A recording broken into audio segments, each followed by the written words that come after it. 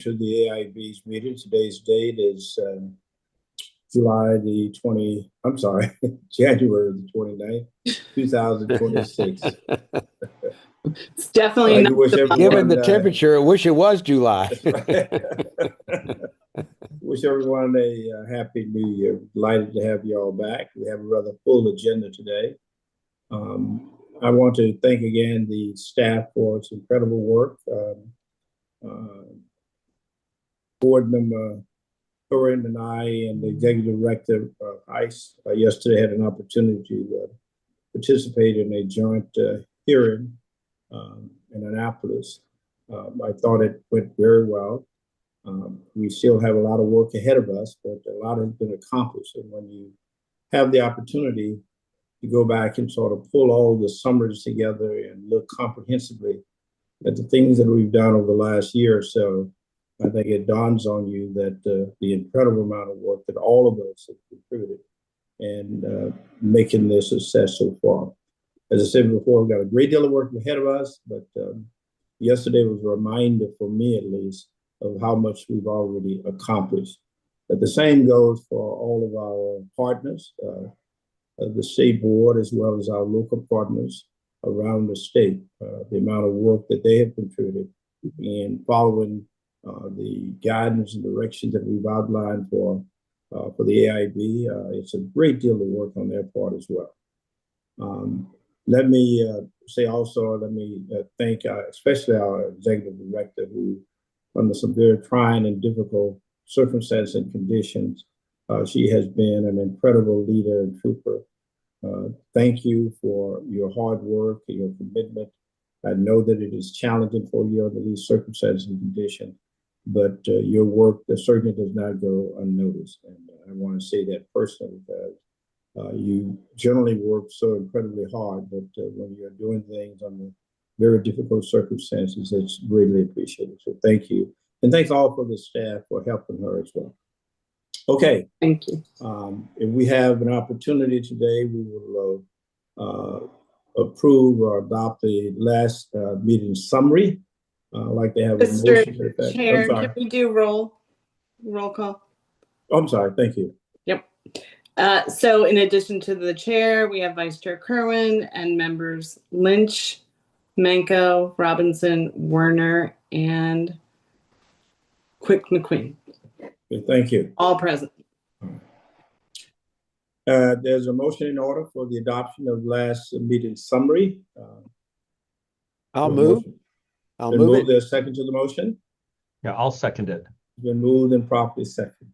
Is there any discussion or comments or questions related to the motion? Hearing and seeing none, I move for approval. All in favor, please indicate by saying aye. Aye. Aye. Any opposed? Hearing and seeing none, the motion is adopted. Let me now go to public comments. And I think we have at least one speaker for today. Madam Executive Director, would you open the line so that person can speak at this point in time? We do have one, Ms. Ria Gupta, and I see she just joined.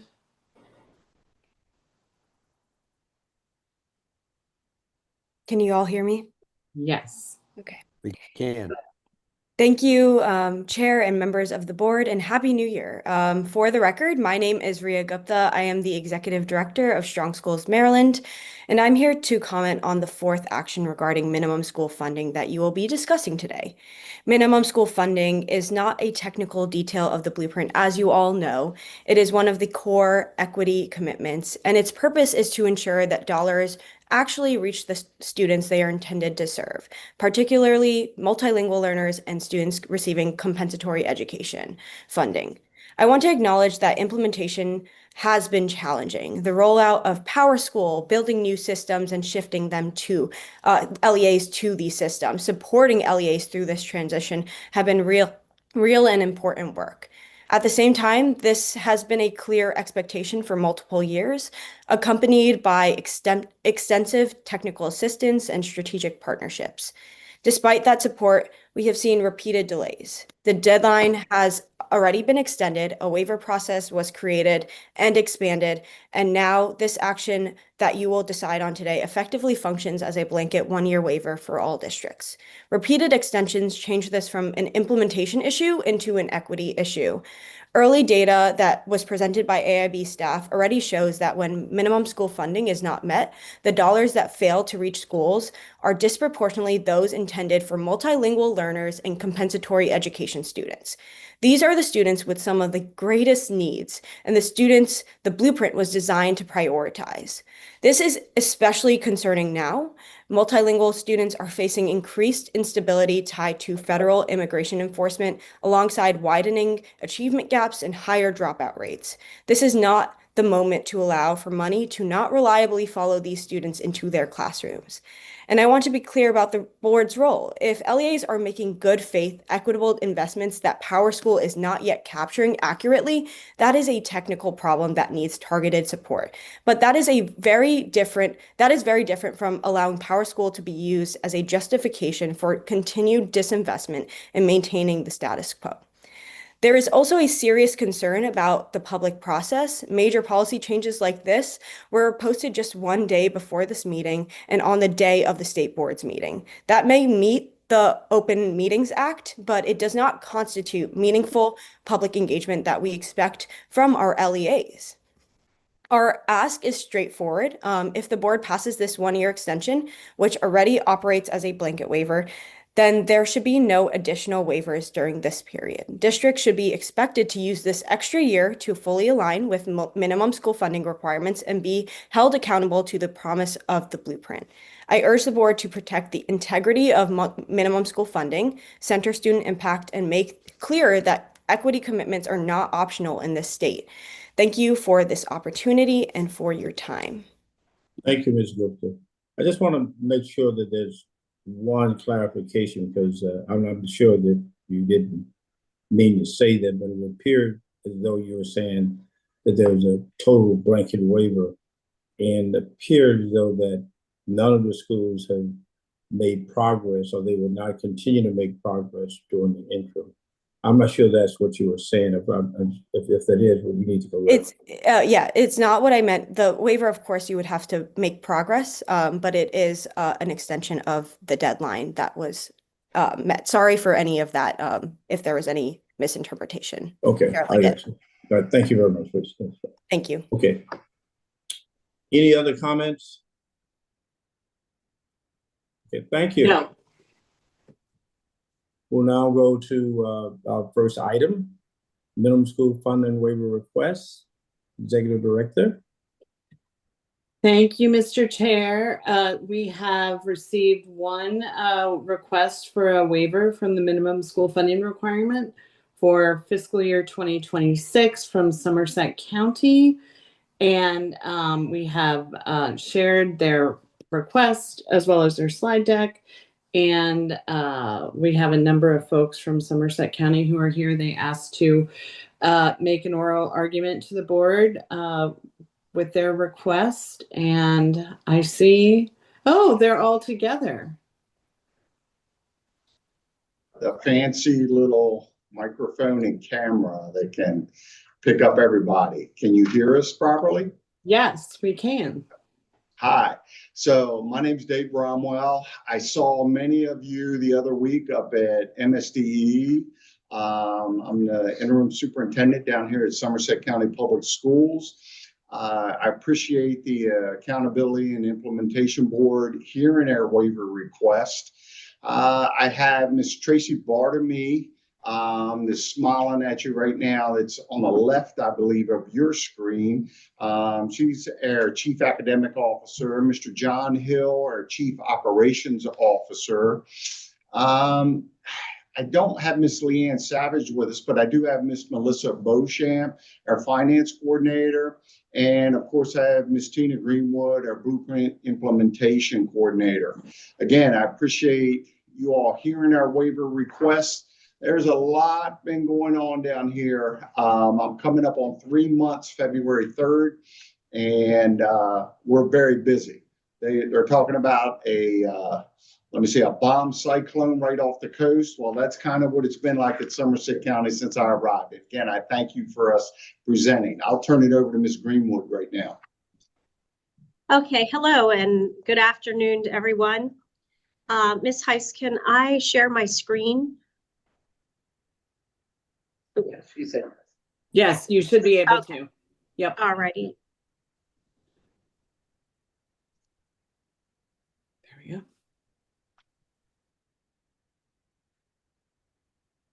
Okay, so we wanted to state our purpose for our waiver, and we wanted to make sure that we explain the context and the reason why we are asking for the minimum school funding waiver. I'm Tina Greenwood. I am the Blueprint Implementation Coordinator for Somerset County Public Schools, and Mr. Brumwell introduced everyone else. So I just wanted to let you know that we sent in our waiver request before December 1st, but then there was a little bit of extension. So we currently have sent it in, I believe it was mid-January. So basically, we wanted to just go over our overall plan and how we have increased our timelines to meet the compliance for each school and programming. We also wanted to make sure that the AIB board was aware that we took it very seriously, that we did provide opportunities for public engagement when we applied for our waiver, making sure that we had meaningful opportunities for public comment. Things were posted on our website. We had a PowerPoint slide as well as a survey for people to ask questions and to leave any kind of comments. We posted it on social media as well. And there were a few comments, and those were uploaded into our waiver request. So basically, bottom line is we are asking for this minimum school funding waiver due to the personnel and system transitions that we have been in within the last school year, starting from April of 2025 into currently right now. So that is why we applied for the waiver, and we have seen significant personnel changes as well as leadership transitions in Somerset County. It is not a lack of intent or an effort to comply. So I will show you, where we are and where we currently are in the little bit of timeline that we have been able to meet the compliance pieces that we're trying to meet. So we're just asking for that waiver to give us a little bit of grace as we rebuild and restructure our programs and our offices. In FY25, we were in compliance with meeting the baseline. And then in FY26, we had many personnel transitions, which included our longstanding CFO retired in April. It was until late July, we hired a new CFO. We had many interviews. We had many transitions within those interviews. Personnel worked out, personnel did not work out. And then we hired a new CFO in late July. Late September, that CFO resigned. And then there was another transition and interviews trying to piece together a finance department with minimum personnel at that time doing the role. And then we were able to hire a new CFO in the beginning of December. The one thing I want to add to that with Ms. Greenwood, this kind of relates to what was shared up at MSDE, I think by Superintendent Simmons, Dr. Simmons from Caroline County, where he was talking about how the shore counties and small counties have such small finance offices. And I was kind of to his left, shaking my head, yes, yes, because not only do we have a small finance office, but then you see this turnover right here. It's virtually impossible to keep up with the demands of the blueprint when it comes to putting ourselves in position to meet all the requirements. I do think we're well on our way with who we just hired. We're quite impressive with her. So I just wanted to add that. Yeah, thank you. Yeah, and if you know geographically where Somerset County is located, we are isolated, so it is very difficult to sometimes get people who are, either transitioning to different jobs or something like that, they actually have to transition their life because they would have to move to our county and move to the area. And typically they don't move to Somerset County. They would be moving, 30, 45 minutes still away. So really the waiver request is driven by the significant personnel and system transitions, as I said. During our monitoring conference, our progress monitoring conference, we did appreciate that time. That was a really great reflection. It was a productive activity that we participated in, and that monitoring conference really showed us where we had problems with tagging and also with fully being in compliance with minimum school funding. So that was where we first realized that we were going to have to do a lot of work from there. So this was our FY25. This was part of our implementation plan, and these were our allocations with our overall projections and into moving into 26 and 27. So those were in compliance, and we had met compliance. Where we really fell down was really the over 6 months worth of no one doing this work and no one being in that position to be able to do the work. So really before, in our before area, we had limited access to statewide data systems. Even when we got our new CFO in July, there was no training and very lack of training for that Power School program. We reached out many times to get training. We reached out to other systems, and it just didn't occur to the full effect that we needed to be able to be in full compliance. So also, we worked with our strategic partner, Dr. Swanson, Jessica Swanson. She provided support and onboarding. She onboarded our new CFO. And then unfortunately for the CFO that just currently took place, the time had run out because we lost our funding for the strategic partners in December. But she did connect us with other school districts, and that person and also Ms. Beecham worked with those school systems to figure out what we needed to do. They really just kind of looked through our tagging and gave us really good response on how to make it better. So currently now, as we sit January 29th, we still feel like we have limited access to statewide data systems. We feel like the tagging is occurring for FY26, and it is occurring constantly. Our new CFO, Ms. Savage, she jumped in and she completely understood what tagging meant from her former job, and she jumped in with Ms. Beecham, and she was, the two of them really worked through the month of December to come up to the compliance that we have now. We do now have a fully staffed finance department with the central office reorganization.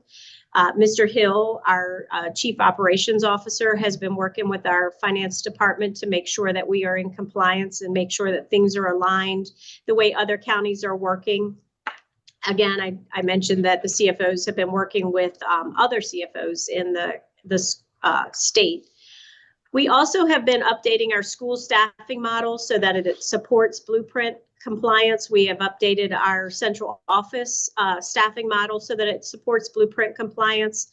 And we feel like rebalancing that staff and based on student enrollment is really going to provide us with the support that the school needs, and then also the compliance on the financial side as well. So really at this time, our priority areas are that we are going to disaggregate centralized costs to the schools, target specific schools for adjustments that may be a shift in personnel costs to schools and programs that are not meeting minimum school funding.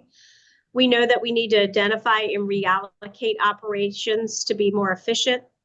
We also are going to change some program locations, and maybe there's a change, where there's a change in enrollment patterns. We're looking at that. We're seeing all these trends of where we need to go and to get, hopefully getting us there at the time. We also know that we we just had this conversation this morning about we need to provide training for our stakeholders, meaning our principals, our staff, our parents, and provide some onboarding for our school leaders to make sure that they are educated in what this minimum school funding actually means to their schools and their budgeting. We received this report from MSDE, and this was a good report. So in September, you can see the line items there. We were not in compliance with tagging. We were, we still had not met the 75% in most of the areas, but by our December report, as you can see, we are working towards it. So we are, we're trying to move the mountain here. And you can see there's still some work to be done in some areas. And we've been working on this week, really talking about what that looks like at the school level, some of that foundation, compensatory education, multilingual learners, and then even looking at some of the college and career readiness, which I think we've left out a few items for tagging with that. So this is where we currently are. And like I said, the waiver is really just to give us some grace to get to where we need to be. And hopefully we will get there within a month or two. And that is what we have to present.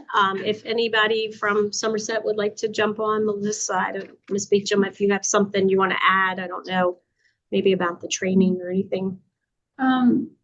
Yeah, so I am familiar with the Power School reporting, but I know that our new CFO, Ms. Savage, I don't think that she's had the chance to get in there. So just, training for her on that system would be great. And we are working to identify as much as we can on getting this tagging corrected. Our current procedures were kind of implemented by our longstanding CFO. So just kind of reviewing those documents to see what changes we need. But I think we'll get there. All right. And then if we have any follow-up or questions, I see a lot of hands being raised. Yeah, I think I see Member Corin's hand up. Yeah, I think Member Quick McQueen was ahead of me. Okay, I'm so, sorry. Go ahead. Yeah, let her go first. No problem. Thank you, Dr. Corin. And thank you to Somerset and your staff for this presentation and sharing all of the information with us. My question is, can you just elaborate a little bit more about still having limited access to statewide data systems? Can you tell us a little bit more about that? Or tell me a little bit more about that. Thank you. Yes, I'll defer to Ms. Beecham, or I think she just explained a little bit about our current CFO is still trying to have full access to some of the Power School systems and things that she needs full access to. So we need to set up times to work with MSDE and to make sure that we get that training for her. She, as we said at MSDE, some of the CFOs that are applying to public education, they're coming from outside agencies. So when we said Power School to her, don't get me wrong, she's jumped right in, and we're proud of what she's done in this very short period of time, but it was kind of like learning a foreign language. So she's dived right in. The amount of material that she's put in already has been amazing, but it's almost like one of those things, once you get into technology, oh, there's something more new. There's a little bit more. There's another tab. There's another click. There's another link. And she's learning all those pieces to help us out. I think your question is valid. I don't want you to think at all the state or the AIB is not trying to help us out when it comes to that kind of stuff, but that's where we're at. I hope that explained your question. It does. And for someone that has worked with Power School and work with them closely, I know that they can be very helpful as well. Are you guys reaching out to them, or are they providing any support to you guys as well? Yeah, I want to say that we are diving in with support from Power School with no reservations. I know we have a lot of things here that put us in a certain situation, but it also gives us the opportunity to rebuild this correctly with Power School, and that's what we're trying to do. We've contracted for consultation hours, quite a few, and we are utilizing that for our finance, our HR, our crossover, and we're trying to build this now correctly instead of trying to not as much of a crosswalk, but a pure system that will be compliant is what we're trying to do. We're taking advantage of every opportunity we have with Power School right now. At the Yeah, Eastern that makes a lot of sense. at the Educational Consortium, ESMEC, where all the shore superintendents get together, we all just recently talked about that, about putting our Power School gurus all together in a room so everyone can learn, plus seek those Power School supports where you can go directly to Power School and bring them into your county. Because there's some really intelligent people over here on the shore when it comes to Power School. Yes, that's great. Thank you. Thank you. And our CFOs, and as well as Ms. Beecham, our finance coordinator, we have been weekly getting on those CFO calls. They have been very important to learn from the other counties, as well as having that opportunity to have the finance allocation consultant, Dr. Swanson. That was the most support that we could have used in those 6 to 8 months that we were trying to still build this. I think we have well, Dr. Curran and then yes. Justin Robertson. Right. Member Quick McQueen asked the very question that I was going to ask. So it's been covered, but let me just express my appreciation for the excellent presentation. My sense is that you've made a lot of progress and there's a real commitment to getting to full compliance, and I greatly appreciate that. Thank you. One thing I want to add, Dr. Kerwin, to that is we really only had one bullet in how it related to our organizational chart. In Somerset County, when I got here 3 months ago, there was like 3 different organizational charts. And I was like, which one are we doing? And we're kind of like, well, a little here, a little there. So we immediately started looking at how our organizational chart directly supported the blueprint and how the blueprint actually supports our organizational chart. And normally when you do these things in counties, it can be anything from a year to 3 years before you really make a big organizational change. And I guess with us being so small, we actually did it in less than a month and had support by our board members. And I think it's, once we fill our positions correctly, I think it's going to benefit us and certainly benefit our scores and be related to, everything you're doing on your end. Thank you. Member Robinson, I think, is that right, Executive Director? I think it's actually Member Werner. No, I'm sorry. Thank you. I echo my colleagues who showed their appreciation for the work that you put into this presentation and giving some more background to the board. And I also wanted to recognize that also coming from a small district, I recognize the lift, especially with having transition in leadership and the changes in, like you had mentioned, Dr. Bromwell, the learning curve of Power School is not easy from someone coming in out of the education world. My question, to elaborate a little bit off of Member Quick McQueen, was my understanding of Power School on the finance side is that there are some programs that have more capabilities, however, they require additional funding. Is that a barrier for you all? Well, the one thing I'm going to say about Power School, and this goes back way back 20 plus years when it first came into being, and various systems in Maryland and my previous were dabbling in it. It was kind of like a one unit thing, one unit wonder that dealt with scheduling and student records. And then suddenly Power School has become so big.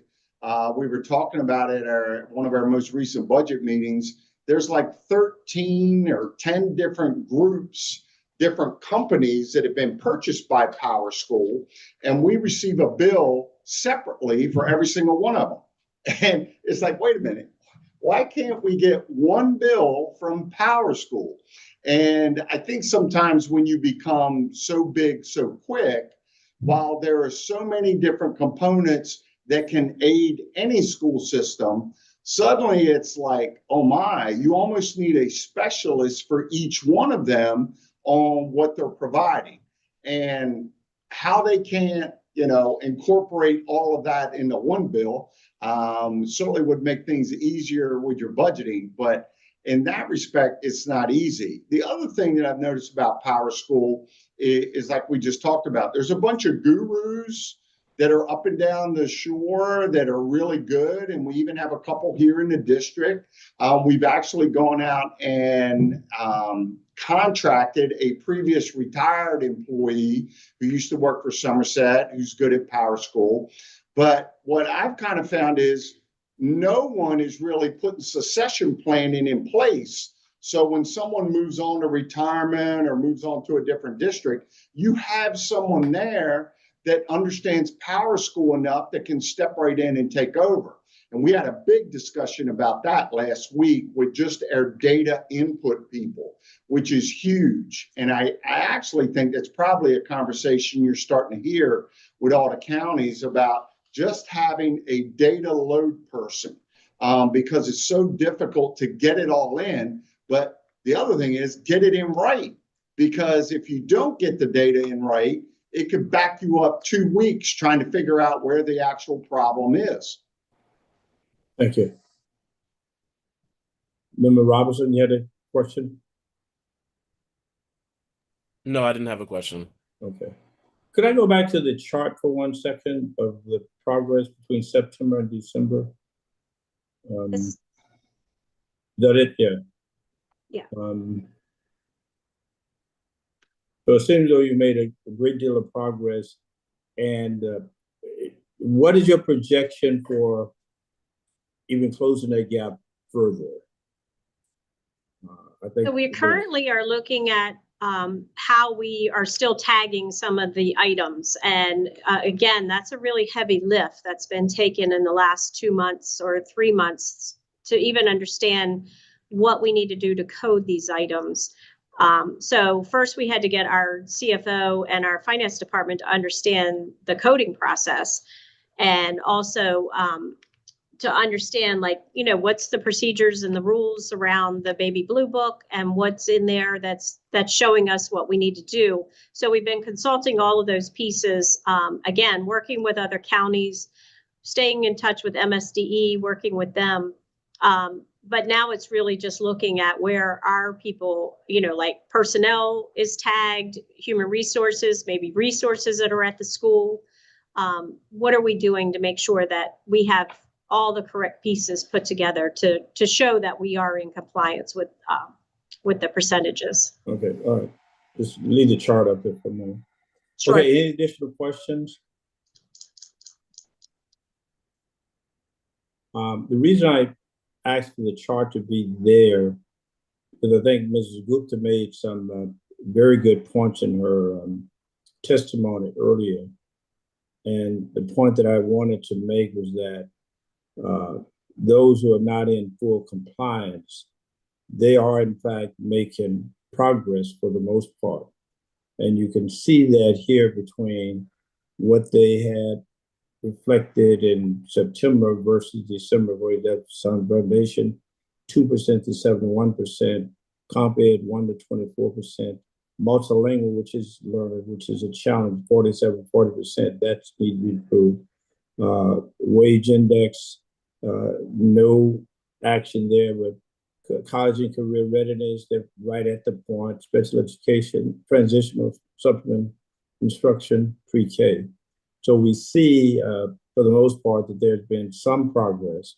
And I didn't want the testimony to be as though it was a complete stop, and while people are asking for a waiver or some time, that no progress had already been made and will be made during that time period. And this is a good illustration of that.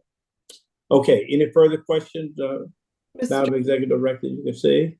I don't see any other questions, but I would like to just make one comment. Yeah, If I could. sure, please. So I just want to, for everyone's benefit, this chart that we're looking at and discussing is budgeted expenditures for fiscal year 2026. And the board has discussed that looking at LEA's budgets or plans for how they're going to use their funds is an important indicator of whether they are planning to meet the requirement. But just as a reminder, the requirement is on actual expenditures. Right. Understand. And there's been a lot of discussion about the coding on the budgeted side, but I just wanted to ask about the process. We understand that in many districts, you essentially have to code separately budgeted and actual expenditures. And so I just wanted to ask if that's the case in Somerset, and if you could talk about, if it is, your progress and process and plans for reporting actual expenditures for 26, which is in fact what you are asking for a waiver from, not budgeted. Yeah, so yeah, we do have those separated. But the coding, if we get the coding aligned correctly with our budget, then ultimately our expenditures should follow. I don't have the numbers on where we're at with the actual expenditures, but I mean, that ultimately is the goal. We're identifying one of our top items is like our fixed charges that we're not really getting allocated out to schools. So that I can tell that the progress has gone even further than this chart with getting it to the school levels. But as far as expenditures go, yeah, it should follow what our budget looks like. No, that would always be there would always be somewhat of a lagging indicator, because yes, you won't know actual until the actual happens. Yeah, but if you have an assurance of knowing what the distinction are, as Ms. Heisen has stated, that would be ultimately will look at what the actuals were as opposed to what you budgeted. All right, thank you for the explanation, Ms. Heisen. Thank you. All right. Any further questions or any closing comments you'd like to make, the superintendent? I'd like to thank you all for hearing us. Rachel, I hope you're doing well. I've been thinking about you, and you all continue to do the great work. And I just have this feeling, because there's a guy sitting at the end of this table, that those numbers are going to change even more as we move forward, as the months come, and we solidify our staff across the board. So again, thank you. I hope you all get to avoid the bomb cyclone like we're praying, and we can keep all the kids in school. Thank you. Thank you. Thank you. Thank you. Thank you for your time. Thank you. Are there any further questions or comment from the board or the staff?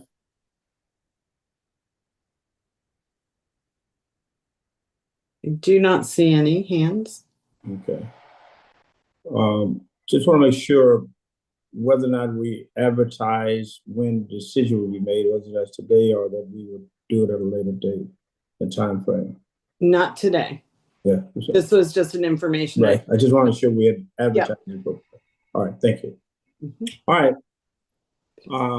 Let's go to the next agenda. Ready to go to our next item? Okay. Yes. Yeah. So the next item is something that we deferred from the December board meeting, and I think also November, related to the comprehensive math plans. And we have a number, we have Lindsay Brightful, who's the director of math with MSDE, and David Steiner, who is the executive director of the Johns Hopkins Institute for Education Policy, here to present to us on the math plans. And I will turn it over to Ms. Brightful. Hi, thank you, Rachel, and good afternoon, everyone. Want to check, is Dr. Steiner in? Yes, he's Okay. here. Yep, I see him. Good afternoon. Okay, hi. All right, I'm going to share my screen. It's always on the Zoom Mango. Okay. And I'm going to go through most of the information, and Dr. Steiner will join in to add some additional context. He has shared with me that he wants to talk about the content and not so much the process. So we'll hear a lot more from him at the towards the end of the overview. If you have questions, please feel free to raise your hand or put it in the chat or come off mute or wait until the end. I'll see what I can navigate during. Just So, sorry, just as a clarification there, don't put your questions in the chat. We need you to ask them out loud. Thank you. okay, thank you. So this is just a little bit of a background. Comprehensive math plans, as many of you may know, were I call them a little spinoff of blueprint implementation plans, really focusing in on LEA math programs. And outcomes and strategies and structures. We have worked closely with Johns Hopkins Institute for Education Policy throughout this process, both in support with developing the guidance and resources, differentiated support for LEAs, and then support with review and collaboration and norming on feedback and helping us to develop next steps. Comprehensive math plans, if you see them, they do have a beginning part, which is a narrative, which we thought was important to make space for LEAs to kind of tell their story and give some background. And this part of the comprehensive math plan was not reviewed, but just really to give context for anyone who was reading the plans to understand the LEA's background and overview for their math program. Dr. Steiner, do you want to add anything about your collaboration? I have a question, if I may. Yeah, the plans that the LEAs were supposed to develop, as I understand it, are in response to a statewide math policy. Am I right about that? Yes, I'm gonna talk about the alignment between the policy and the Okay, plans. In I'm the very first interested in that. version, Thank you. yeah, I will. Okay. I will. The first version they submitted their draft pre-K5. The math policy was not yet approved, but when the policy was approved and for the guidance and resources to help move from the draft to the full pre-K12 plan, it was fully aligned to the initiatives in the math policy. Okay, thank you. Okay. Very quickly, we were delighted to work with the state and with Lindsay and Stacy and her colleagues. 3 parts to the work that JHU was involved in. First, we were part of the state's visits to multiple schools. We were in over 40 schools across the state in every county. Secondly, we reviewed all of the K-5 plans and were involved in feedback to the districts for each plan and met with district math leaders. And then we reviewed a large number of the K-12 plans when those were done and were part of the final collective evaluation of those plans. So we'll come back later on the details, but that's the overview of our work. Thank you. So in a prior meeting, I've shared some of these slides, but I just want to do a quick review of the expectations of comprehensive math plans.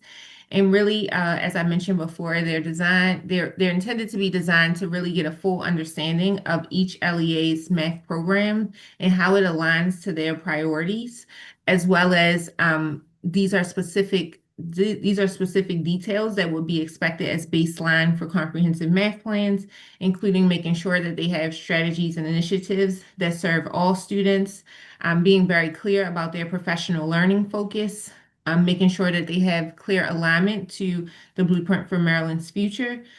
We expect to see current, ongoing, and future initiatives aligned to the LEA goals, and that their initiatives are research-based and they have a plan for progress monitoring of all of their initiatives.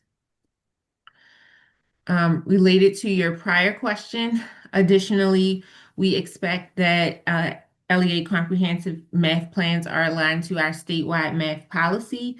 Really upholding equity and honing in on student groups that are not being successful and what would specifically be done to improve those outcomes. Really actionable goals and really specific to monitoring student progress through the years and the content that students are mastering to ensure that they are have ongoing improvement in their numeracy development.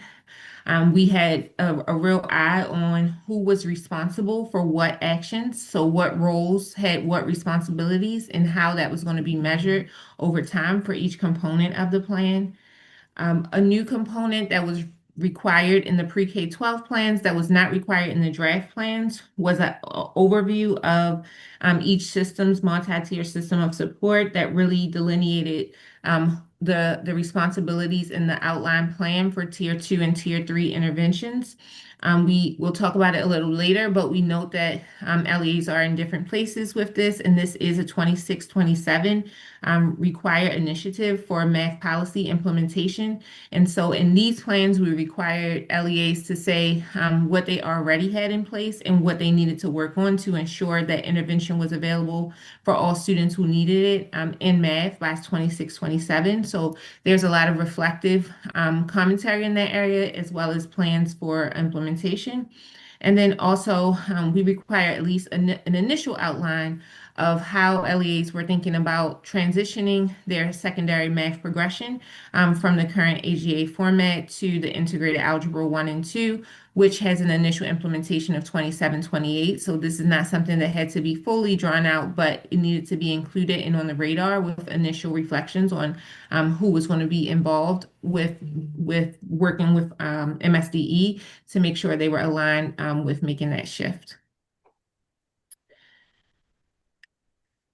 Okay, and this is just a visual of the timeline from the initial blueprint implementation plans to when LEAs submitted their first version of the their pre-K 12 comprehensive math plans.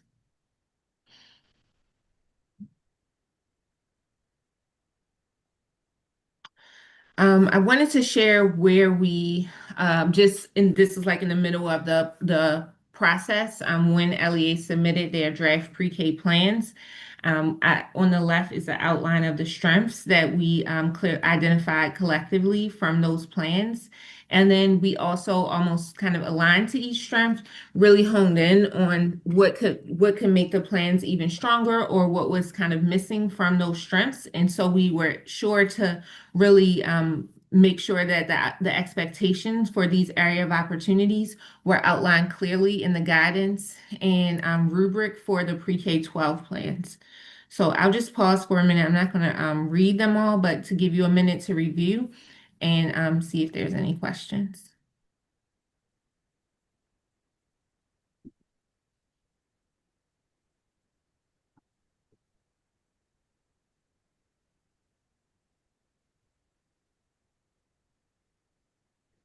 So, I see Member Lynch has her hand raised. I think Dr. Kerwin was going, so I can go after Dr. no, Kerwin. you beat me to the punch. Please go ahead.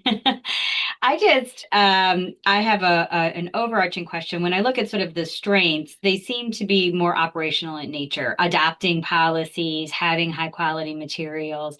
The areas of opportunity seem to be really around that developing professional competencies, your MTSS, your ability to differentiate those professional the learning opportunities. Can you speak a little bit to what MSDE currently offers and has been offering for LEAs in supporting the professional development of the professional developers in the LEAs?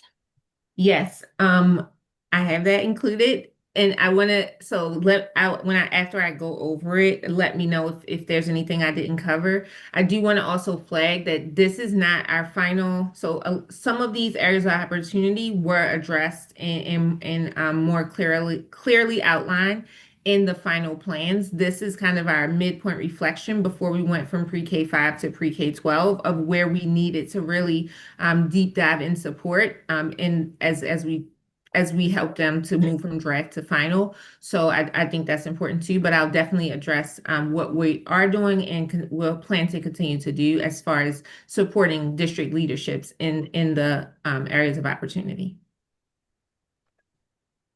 Dr. Kerwin? Yes. There are two areas of the in the areas of two items in the areas of opportunity jump out at me. The first is the robust MTSS structure. It seems to me that this is so vitally important if we're going to lift all students into a better performance. If they are the MTSS structures, I mean, if they're inadequate, what's going to be done to get them up to snuff?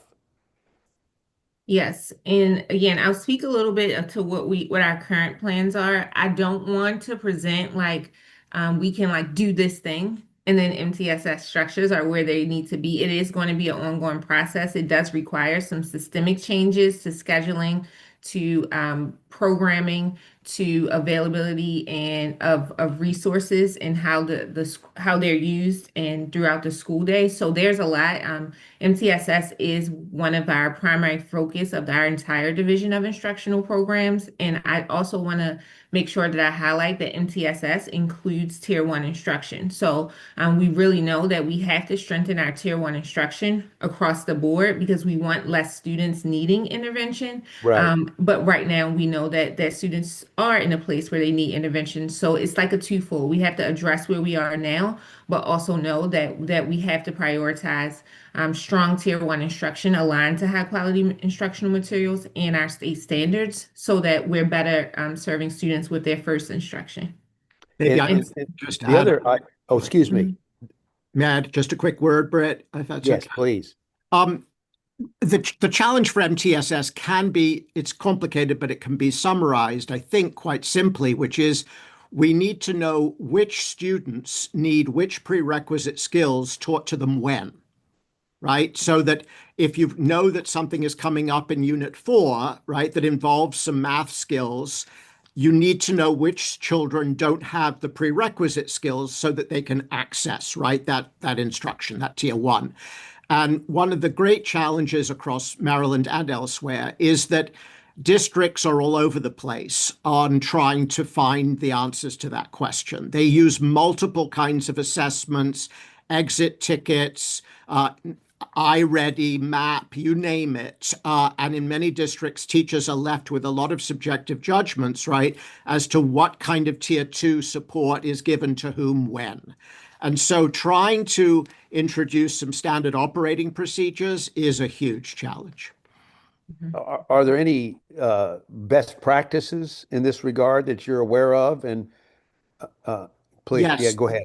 Yeah, there are. I mean, I don't want to call out one as massively best, but for example, in Baltimore City, they're working with Joel Rose and his organization, Teach for One, and the schools that have defined the skill sets, right, before each major skill in the Tier 1 instruction, and then teach the individual children the skills they need on a sequenced and staircase approach, have achieved strong outcomes. So that's just one example of a very granular approach to the problem.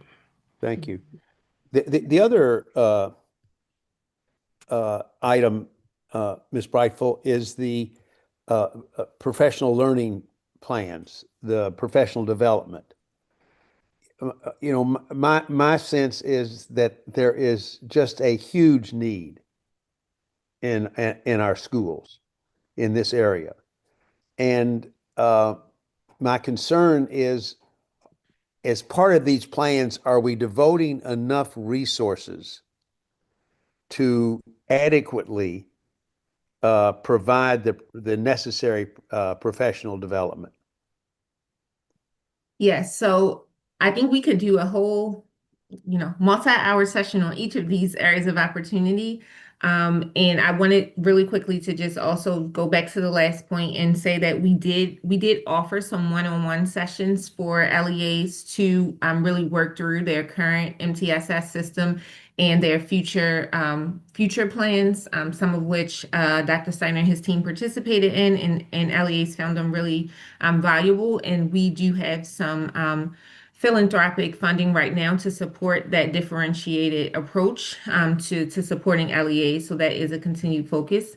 As far as professional learning, it is resources as far as for supporting some like best practice research-based national organizations that are really driving forces in math professional learning, but it's also time. We are really competing with all the professional learning needed and really need to think strategically about how professional learning for math is prioritized and how it fits alongside other professional learning initiatives, but how there are some specific pedagogical and content sessions that are really needed for all educators, administrators, multilingual educators, special educators, math classroom teachers, specific to math. And so that's something that we're focusing on being strategic about.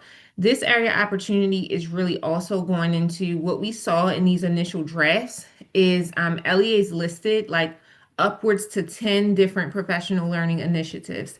And so we gave a lot of feedback around like, you cannot do 10, you cannot have 10 priorities for professional learning. What if you had to pick 3 or maybe up to 5 and they directly align to where you see gaps in student outcomes, what would they be and how are you going to measure and make sure that teachers, your educators are getting better in these things before you add on so much more. So it really was about that like alignment and prioritizing and progress monitoring that we really called out for this area of opportunity. Well, just one final comment. The need for professional development in my not adequately informed, but my impression is in the elementary grades. My intuition tells me that math phobia affects a lot of elementary school teachers, and they're not comfortable teaching mathematics. And so I just hope that these plans include some special concentration on professional development in the elementary years, because if you get off track in math early on, it's almost impossible to ever get back on track.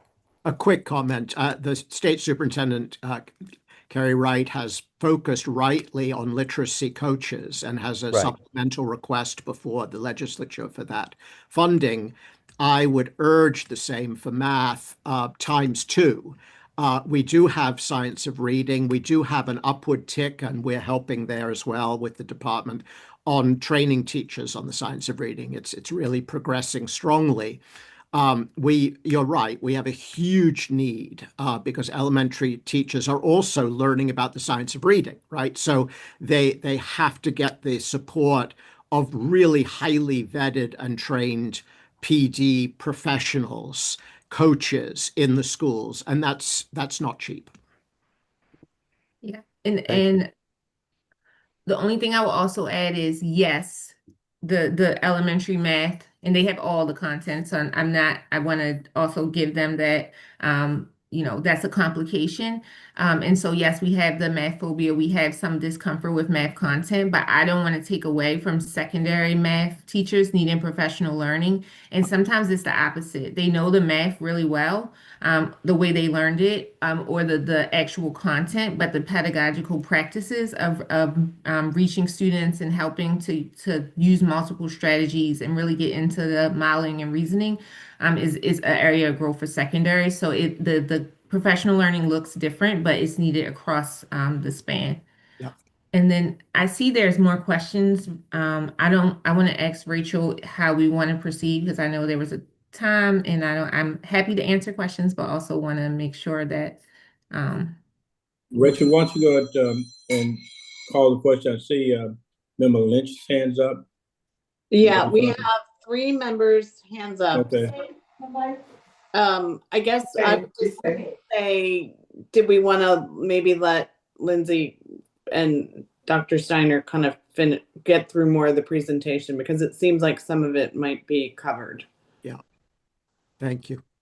Okay, thank you. And again, happy to answer questions and follow up as needed. All right, so this is where we were pre-K 5. Going back to the timeline, this was around spring of last year, and then now we had this feedback. We kind of had some idea of where differentiated support was needed, and then we proceeded to develop guidance, resources, and different support structures for development of pre-K to 12 final plans. All of these are listed here. And really, some of them were opt-in. In some cases, we identified a need from the pre-K 5 plan, and we reached out and said, hey, you really should participate in this.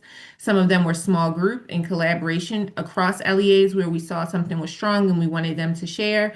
And some of them, as I mentioned before, were one-on-one, in-person, and virtual meetings. Dr. Steiner, anything you want to add here? Oh, let's keep going. Okay. All right. So from there, we developed a very detailed guidance document. This included, it had a list of the opportunities for support that they could opt into. And again, in some cases, we reached out to encourage specific, and all the LEAs were responsive to those. We went through each plan component and what must be included, baseline expectations, and then additional expectations that would strengthen that section and that would move them further up the rubric. And then, as I mentioned, we added the student support section, which was really about their intervention structures for math. The LEAs also had a rubric that they can use to reference as they develop their final plan. There were 5 levels of accomplishment, going from emerging, developing, proficient, accomplished, and then distinguished being the highest level. Every component of the plan was scored individually, and each component was required to reach proficient in order for the full plan to be approved. So even if some sections, and we had cases where some sections were accomplished or distinguished, if a section was still developing, the plan would not be approved. It wasn't like a point or cancel out. It really was important for us that all plans across the state for all components met the proficient requirement. Something we also noted in this feedback cycle was that there was a limited timeline for revision. So we wanted to be very clear in the feedback and when we worked with our team that if a plan was not proficient, what did the LEA need to do to reach proficiency, but also balancing that we didn't want them to make stuff up. So if in some examples, they did not address their integrated algebra plan. And so in the feedback, the initial feedback noted, like you have nothing, it's not on the radar. What steps do you need to take to make sure that it's something that your LEA is thinking about, and how can you outline that in the plan? And that went for any section. And so we wanted to, as I mentioned, carefully balance updates, but also be realistic of where LEAs were and making sure that the plans are accurate to their programming. We were very gracious to facilitate cross-team reviews across MSDE.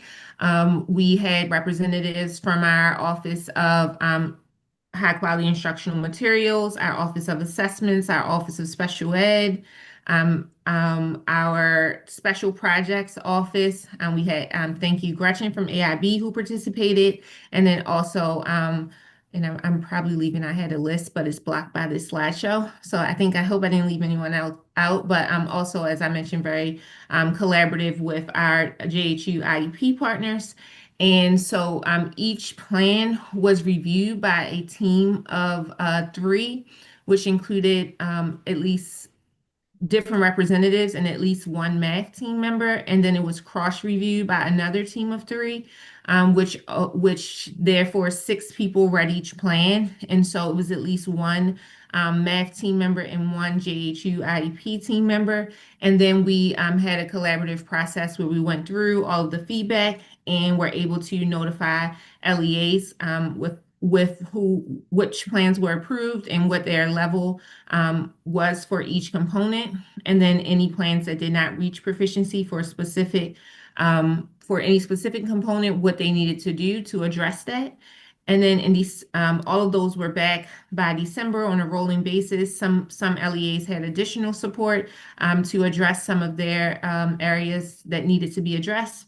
And then we were able to approve and share full narrative feedback. So even plans that were proficient or components that were proficient or higher, like what could strengthen the plans. And so all of LEAs received those in December.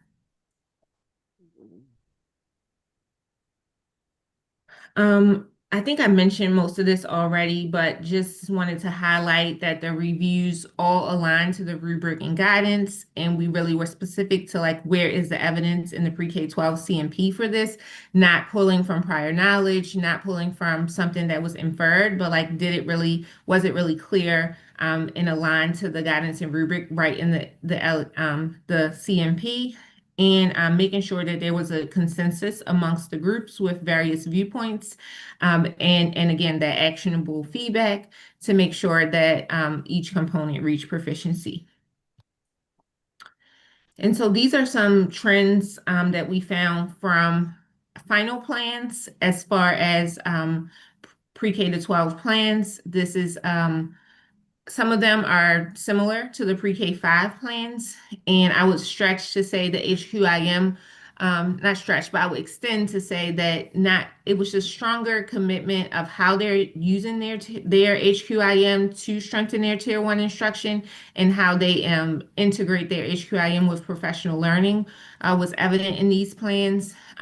There continued to be a level of authenticity and vulnerability for LEAs to identify areas where they needed to do work in and what their plans were to address them. And we saw much stronger evidence of collaboration across LEA teams. So we saw more, we met with our Office of Special Ed and came up with this plan to address this groups of students, or this is how our professional learning office is supporting us with this initiative, or how is this math initiative aligned to overall LEA goals. So that was very evident in the pre-K-12 plan. And then this last one really goes to that student support, student intervention system. LEAs, again, were able to say, like, yes, we have this in place, and no, we don't have this, and it's something we need to work on. That feedback is still probably the most common feedback in the final plans was looking for more directive from the LEA on student intervention for math versus leaving it up to schools. But there was some improvement in that area from draft plans to final plans. And then these are the areas of growth that our team has picked out from when we look at the plans as a whole. Again, we still want to strengthen the professional alignment and really using data and how we're tracking if teachers are getting better at specific practices and how that impacts student outcomes. We know that we have to continue to support LEAs with implementation of the secondary math progression shifts. We are also working with LEAs on their strategies and structures for identifying students for acceleration and on and off ramps for that beginning in early years, to make sure that all students have access to acceleration when they're ready, but that students are not missed if they're not identified early, or that students aren't put into a pathway where they're double or sometimes triple accelerated and they're struggling, but there's not a lot of ways to get off that pathway. So that's something we're looking deeply at. And then we know that we can improve our engagement with families and communities and businesses really to support secondary math, but also just to strengthen math all the way from elementary to high school. And then I'll pass it to Dr. Steiner for some of his team's reflections and takeaways from the process. Great. Will you advance the slide perhaps for me? Thank you. So our focus is, as Dr. Kerwin suggested, on what matters most. We have, depending on which grade level, which test, between 2/3 and 3/4 of our students in Maryland below proficiency on both state tests and NAEP. And so from where we look and looking at the research, professional development support and MTSS become absolutely critical. There's a lot of things to do, and a lot of best practices are out there, right, that can be implemented.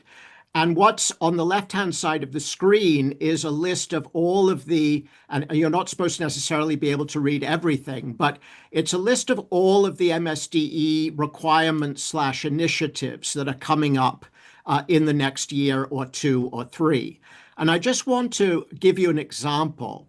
So next year, all the districts are going to have to think about and plan for equitable scheduling, MTSS, new math standards, professional learning on all of these things, and brand new math assessments. That's all next year. And our supportive concern, because we're privileged to work with MSDE and hope we can on these matters in the future, is that that's just a lot, right? It's a lot when you have evidence that a great number of your teachers are struggling to teach HQIM. And in some cases, the districts only recently transitioned to them. So let me give you one concrete example. The state has introduced new math standards. And, all else being equal, they're an improvement, in some cases on the old Common Core standards that are largely what has been used. The question, though, is when you've just gotten used to your HQIM, what do you do now? Do you keep teaching the HQIM, or do you start worrying about whether each HQIM unit matches the new state standards?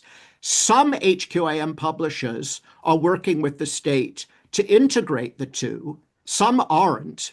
And almost a quarter of our high school students aren't using HQIM in math. That's the state's own data from 24-25 yet at all.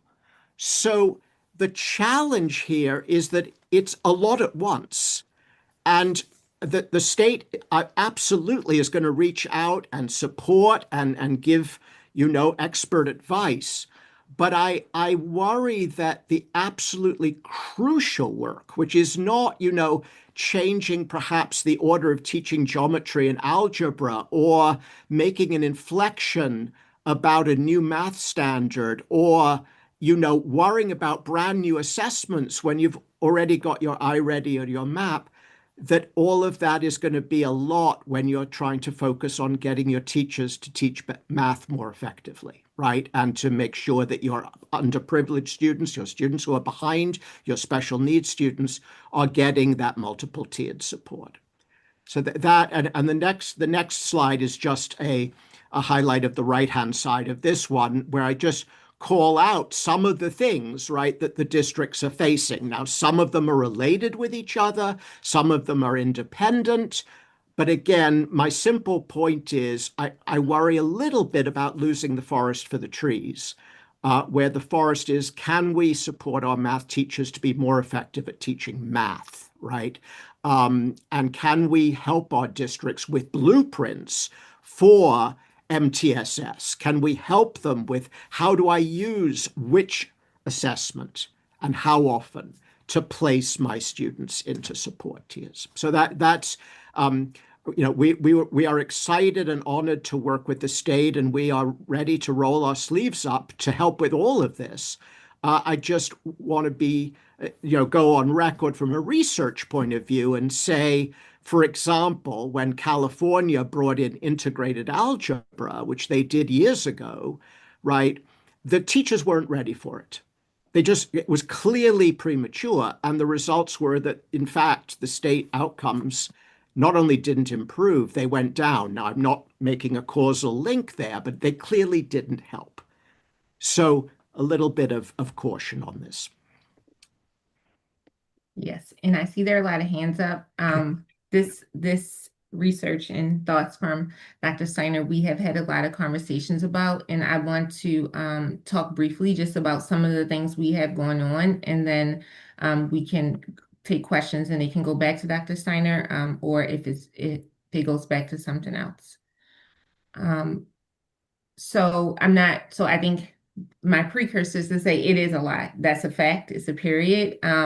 We say that these same slides that I'm about to go through, I went through with CAOs about a month ago of all the things going on in math, but also that like we have not prioritized math in a long time, if ever. And so we have to do a lot, and we have to do it quickly, but also in a realistic way that meets different stakeholders or different groups of educators where they are. And so I think I'm going to outline some of our things we have going on in the intended audience. And then that's the end of our information. So right now we have curriculum communities going on, and Dr. Steiner referenced these. This is the first time ever, which was probably overdue, but it's okay, where we're getting together, facilitating LEAs who are using the same curriculum at the elementary, middle, or high school level, and making a space and a organized agenda for them to think through strengths and gaps in their curriculums and how they can leverage their collective power to really push vendors to meet the needs of our students, both with differentiated material and also addressing our revised standards. The second is these are the Math Supervisor Collaboratives are a structure we've had for several years, where we bring together all math leaders at least 4 times a year in person and then other times virtually to just talk about shared goals and do some shared professional learning and share resources. This year, we extended that to LEA teams of up to 10, which include other leaders such as their CAOs. Some bring in principals, some have their special ed leadership, their CTE leadership, and we're going over each component of the math policy and how it impacts overall LEA programming. There's space for collaboration, but there's also space for LEAs to have some time to deep dive across their own team and then share out. Those are happening monthly. We have kicked off our secondary math SFBC, and this is a group across the state of educators and leaders. There are some national experts also who are really looking at our current secondary math path courses, which are not, there is no state guidance on them currently. And so we're really looking to hone in on what does a true meaningful experience look like for 11th and 12th graders, and how can we norm on that across the state.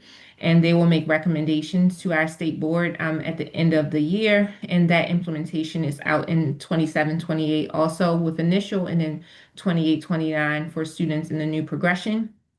And then I mentioned this before, but we've been having differentiated one-on-one and small group meetings with LEAs to talk about where they are with their current math intervention programming and their acceleration progressions, and how they can make shifts to make them align to best practices. These are, as I said, it's a lot. Last month, we kicked off our Math School Improvement Learning Network, and this is really focusing on schools and improvement statuses. In improvement status, TSI, ATSI, CSI, and for our first cohort, we're looking at schools in improvement status who have already demonstrated some significant growth. They're moving much faster than anywhere else in our state, and we're looking into what worked there and how we can share those practices. We have 16 schools across 6 LEAs for cohort 1 that we're working with this year. And we're going to be adding 60 schools with 3 additional coaches for next year to help spread that learning, and use these schools as some model schools to share some of their practices. In the June, we'll be hosting community engagement opportunities to talk about upcoming initiatives with stakeholders across the state. We did this last year also when the policy was first adopted, and we'll continue this year. And then we're also sharing our resources so that LEAs can host their own sessions. We are going to have our very first joint literacy and math convening this summer. And this is really looking at strategic strategies for intervention and how it can all fit. And so that's something that has come as a high need from our LEAs. And so we're glad to be responsive to that. And then we are also offering statewide professional learning. We were planned to actually, this was a heavy PD week for districts. So we were supposed to be in 6 districts this week for this, including 3 in the Eastern Shore, 3 in the Metropolitan. We were able to reschedule 3 of those to virtual, and then 3 will take place at another time. But we have a catalog of professional learning that we're offering both virtually and in person to work directly with teachers and address revised standards, resources, and supporting Tier 1 instruction. And then lastly, we have, in alignment with the math policy, put out robust resources in the last several months. I'm just going to put a link in the chat, but this is to our math policy website, so anyone can also Google it. But all of these guidance documents and resources have been released, the first versions of them. And so this is really to break down and share some of those best practice resources. We were able to get some feedback from our JHU partners on some of them when we were working as we were developing them. But we intend to continue to put out resources to support both the LEA, and then the numeracy development framework really also has user guides that are intended for audiences of school administrators, families, and then we are working on releasing family guides also in alignment with that. And it's not on here, but just last week we were excited to release the first version of our companion guides. So for each grade level for revised standards, we have a very, very detailed document that for each standard really lays out the instructional expectations, including what we don't want to see, and then how it aligns to prior grade levels and future grade levels, and also other content within the grade levels. So we've done a lot of work, and I want to shout out our comms team also, who has had to support us with all the things. And so please check out our website and these resources and look at our revised standard page for those companion guides, because it's work at every level, and we're excited to do it together. And we have a lot of positive energy from our LEA leaders also. And with that, I will gladly, oh, sorry, last one, then I'll gladly go to the question slides. This is just, I think I outlined most of this, but this is just upcoming guidance. We, as I mentioned, will continue those differentiated supports. We're looking forward to CMP and math policy implementation visits beginning in the fall. We have not, this is something that we will follow up with AIB, but we have in the math policy that their LEAs will have to share math policy updates in January 2028. And we really want to align that to updates to the CMP and not be a separate document or ask for LEAs.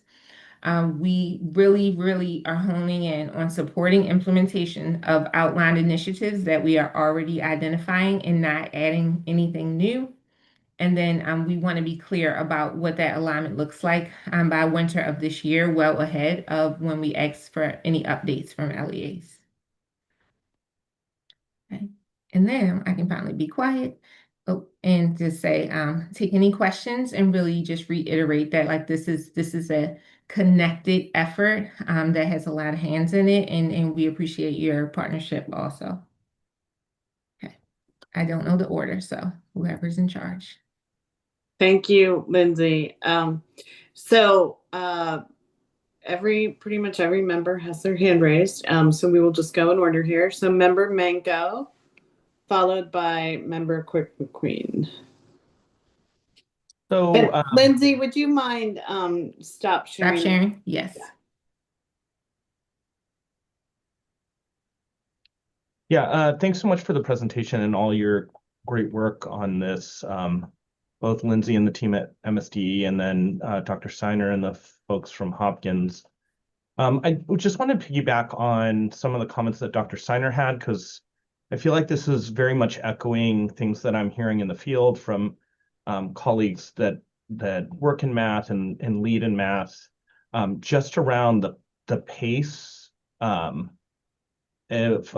how this is all rolling out and the expectations around how the policy is being implemented. And, you know, I guess the question to you, Ms. Brightful, is just around like, you know, I'm sure you're hearing the same things. And how is MSDE adjusting to this, if at all? And, you know, what is the process for going through and re-examining the pace and potentially adjusting the timeline for how this all gets rolled out to ensure that educators are doing this in a way that is not that is purposeful and is not rushed, and you know, basically positions them in the place where this can be implemented in a way that is thoughtful and deliberate. Yes, thank you. And so I think it's important to actually to visit the timeline. There was a lot of thought to put into the timeline of not doing everything at once. In the 25-26 school year, there was no actual implementation except for learning. It was designated as a learning year. And we continue that with our monthly sessions and differentiated support. 26-27 is implementation of revised pre-K to 8 standards, again, with little changes at the elementary level and some some small content shifts in the middle school level, as well as overall emphasis on data that we felt was needed throughout. And then along with that, where we are implementing or requiring LEAs to implement common assessments across their district. So with the revised standards right now, something that we come across, we're like, well, how are you monitoring progress of content mastery at each grade level? Some LEAs have a structure, a centralized structure, some do not. And so with revised standard, we want to make sure that everyone has that next year. And so, and then the third thing for next year is this student intervention piece that each LEA has a LEA-led math intervention system. We are not asking them to go from nothing to like a fully mapped out, everything's where it's supposed to be, but that we don't want anyone to say like we don't have math intervention, and for that not to be true starting next year. So those are the three things that are implemented in 26-27, and we're really focusing in our support on those three things for next year. I'm not going to go through the timeline for the other initiatives, but they're meant to be thoughtful in adding on just enough each year. But I will also say that it's something we're looking at deeply. We're taking feedback, and we are going to our state board in March with updates. And it's a conversation, and we're going to share some of the feedback with them and think about if there are some further out timelines that can be adjusted. But we are not intending to adjust any of the implementation for 26-27. Okay, understood. Thank you.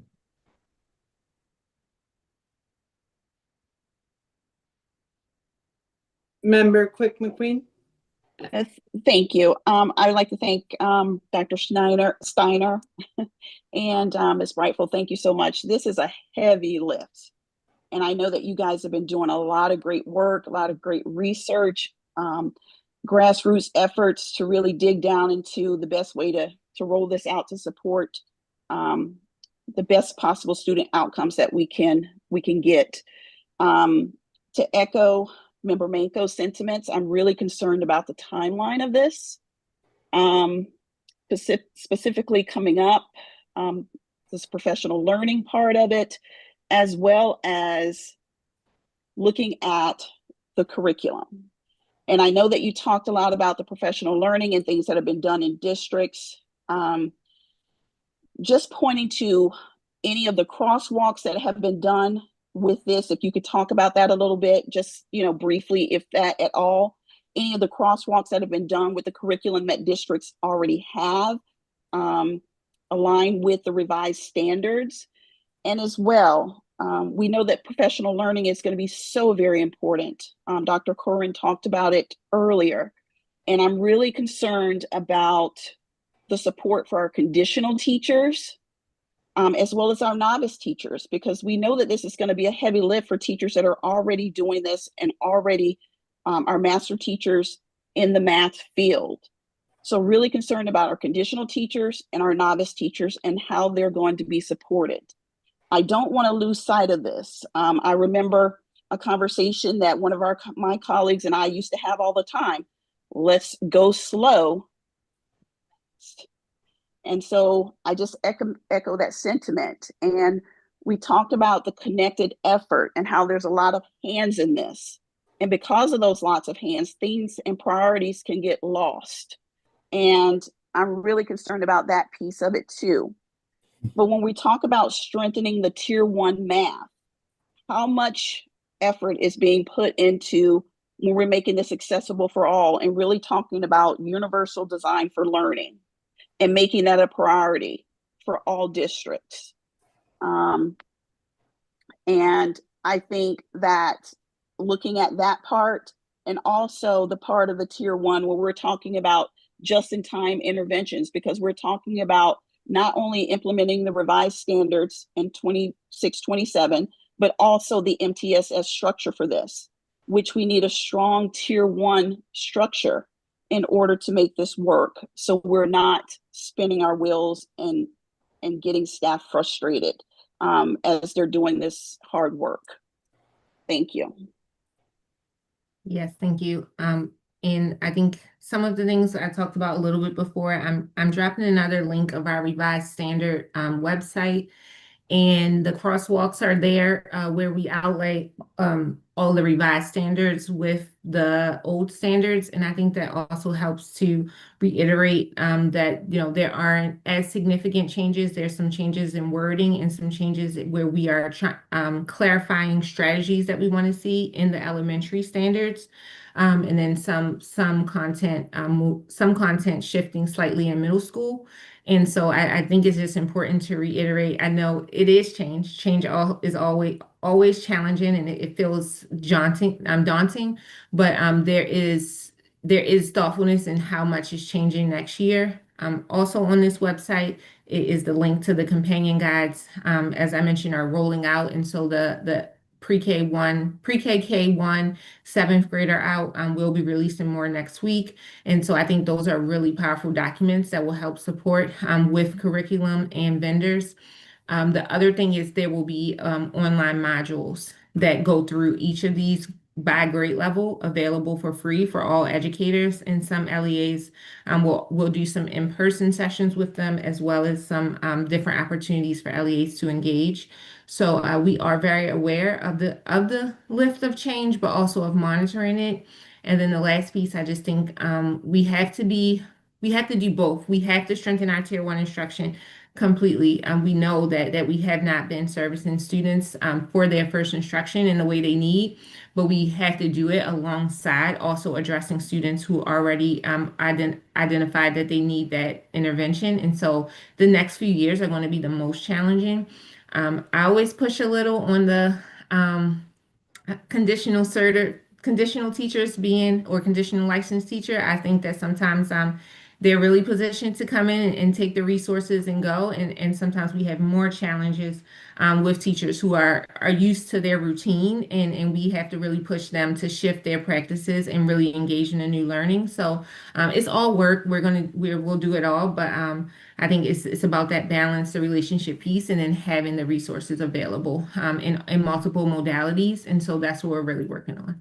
Just very quickly, I wanted to share what this looks like in practice. This is just one grade level and one page, right? And we're looking at the 2025 standard against the previous standards. And Lindsay's absolutely right. It's all math, right? We're not shifting to Chinese, but I guess what the state is working on and will need to work on, and it knows this, absolutely knows this, is that as a teacher, if I'm looking at this and I'm also looking at my curriculum, that I've just adopted, let's say it's Eureka Squared or it's IM or whatever it is, there's inevitably then a question, right, about how I do both. And Lindsay has reassured me that some of the curriculum publishers are doing that complicated integration, but where they're not, it's going to take a lot of state support. That's all I'm saying. It is a lot of work for the state to help teachers not to sort of bifurcate their attention and sort of constantly say, well, should I be worrying about the standards this week, or should I teach what I'm supposed to teach? Oh, I'm supposed to teach the standards through my curriculum, or vice versa. And that's where professional coaches can be absolutely invaluable. Yes. And our message to teachers, and I've said this everywhere, is teach your curriculum. We are doing the work with state leaders to update the curriculum to our standards. The crosswalk documents are for everyone to know what's going on, but they are not for teachers to pull up and have to figure it out. That work needs to happen at the LEA level, and that is our work. The companion documents are to support teachers in helping to make that connection and be really explicit about classroom instruction. Thank you both. Thank you. Thank you. Member Robinson. Yes. So I'm sure everyone knows this is like my maybe top two favorite things to discuss out of all the things we talk about at the AIB. So I'm really excited for this. Good to see you again, Ms. Brightful and Same to you. Dr. Steiner. For those who might not know, I've been teaching mathematics to students in Maryland for the last 15 years straight. Over that time, sometimes I also teach other subjects, but I've been a math teacher for 15 straight years, so I've seen a lot of changes in curriculum from the Maryland state curriculum or the voluntary state curriculum, whatever it was called, to Common Core, then the College and Career Readiness Standards, and now here. Um, I I guess I'm bringing that up in the context of because I've also taught other subjects.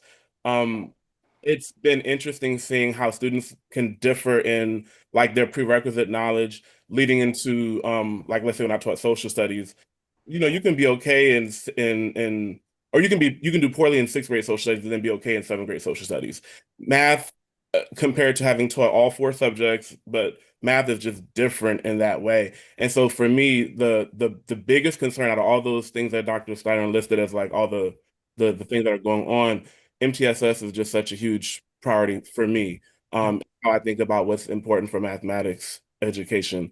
The K-5 slide said that MTSS was a weakness in terms of, I guess where districts were or LEAs were in thinking through MTSS, but at least from an auditing perspective, it was listed as a strength on the pre-K-12 slides. I'm sure we did progress monitoring conferences with all the LEAs, and the one that I sat in on, the LEAs were very excited to talk about their literacy plans and what's happening with literacy, but mathematics was not an area that they felt as strongly to discuss. And I kept asking about like MTSS, like that's the thing that I'm most interested in. And so when you were Ms. Brightful, when you were talking about how in the plans you wanted the LEAs to be more directive with schools around the MTSS, it can't just be like every school doing their own individual thing, and like there needs to be some kind of system-wide plan for that. I guess I'm wondering, like from the state side, how prescriptive or how directive is MSDE with the LEAs, so the LEAs can be descriptive with or prescriptive with the schools. And I'm asking that, I guess, because when I look through the plan for the guidance document that you shared, like it requires like staffing and requires scheduling and these are really big lifts to to change, especially when people talk about budget issues and things. So like how directive and prescriptive is MSDE prepared to be with LEAs, if at all, for in regards to MTSS? Yes. So I was taking a few notes. Firstly, when I pulled out the weakness in pre-K 5 and the strength in pre-K 12 wasn't a strength in their MTSS systems, but structures, but it was in their audit and being very clear of like, here's what we have and here's what we don't have, and therefore is our next step. So it is still a work in progress, but that clear audit was the strength in the pre-K 12. When you reference the guidance, I'm not sure if you're referencing, we have a cross content framework for MTSS, and then also we just released a specific math student support that's specific to math intervention. I think that gives a lot more of like setting expectations for math intervention. However, I don't have the response at this time for that balance of like setting expectations and monitoring or requiring as far as what MSDE's role will be. As I mentioned before, it is a priority. We have three priorities, which is HQIM implementation, MTSS, and then professional learning and coaching. And so we're really looking at strengthening our cross-content approach to MTSS, knowing that how does intervention for any subject fit in, and make it feasible and sustainable, and what are the staffing models, what are the scheduling models, what are the financial models, what programs. And so I think that will be a continued focus over the next few years. And this is something I said in our last liaison meeting, is that and I think I mentioned it here, we can't go from, I won't say we're at 0 with MTSS for math. I'll say we're at like 20, but we can't go from 20 to 100, but we need to go from 20 to 50, 60 for next year. And then we need to keep growing. And so that's where we're really looking is like, how do we make that huge improvement? And if you look at, well, I know some people have gotten to see some of the narrative feedback for the CMPs, and that student support section is really around like LEAs being clear with schools, what they have already identified as best practice for intervention, and how are they going to monitor it, and how are they going to make sure it's being responsive to student data. So all of that, I would say, is a work in progress. It's a conversation that we're having across the agency, and I expect that we'll have some clarity and some additional um, resources and professional learning and conversations with district leaders about what we expect, what we require in the next, I would say, upcoming school years.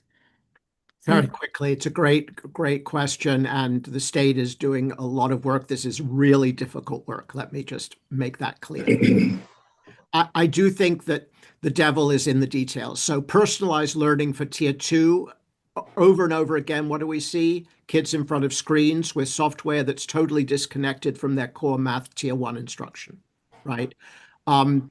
Allot students to tier 2 instruction and make it 40 minutes, whatever, but teacher gets to decide what metrics to use, right? Teacher to teacher, not even district to district or school to school, teacher to teacher, right? So there's so many embedded practices, not out of ill will, but just out of, that's how it's been done, and we haven't focused on this. And so I just, want to say to the state, we and many others are here to help.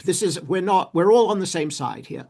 And it's a lot of work, but in the districts around the country that have gotten this right, like San Antonio, for example, the teachers, halfway through their 90 minutes, they do a 5-minute assessment.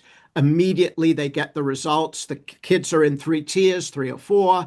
They have an absolute content for each of those groups, right, based on the skills they missed during the tier 1 45 minutes, and those get taught immediately.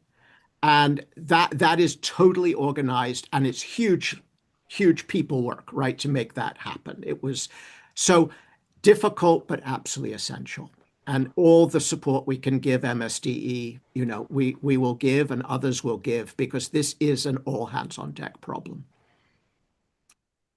Thank you. And I'll just say one last thing. One of the things that's been, motivating me in this kind of work is just a phrasing or a sentiment that our new superintendent in my district has said is like, variance is an enemy to excellence. And so like, there's this piece of like, I know I'm a good teacher, right?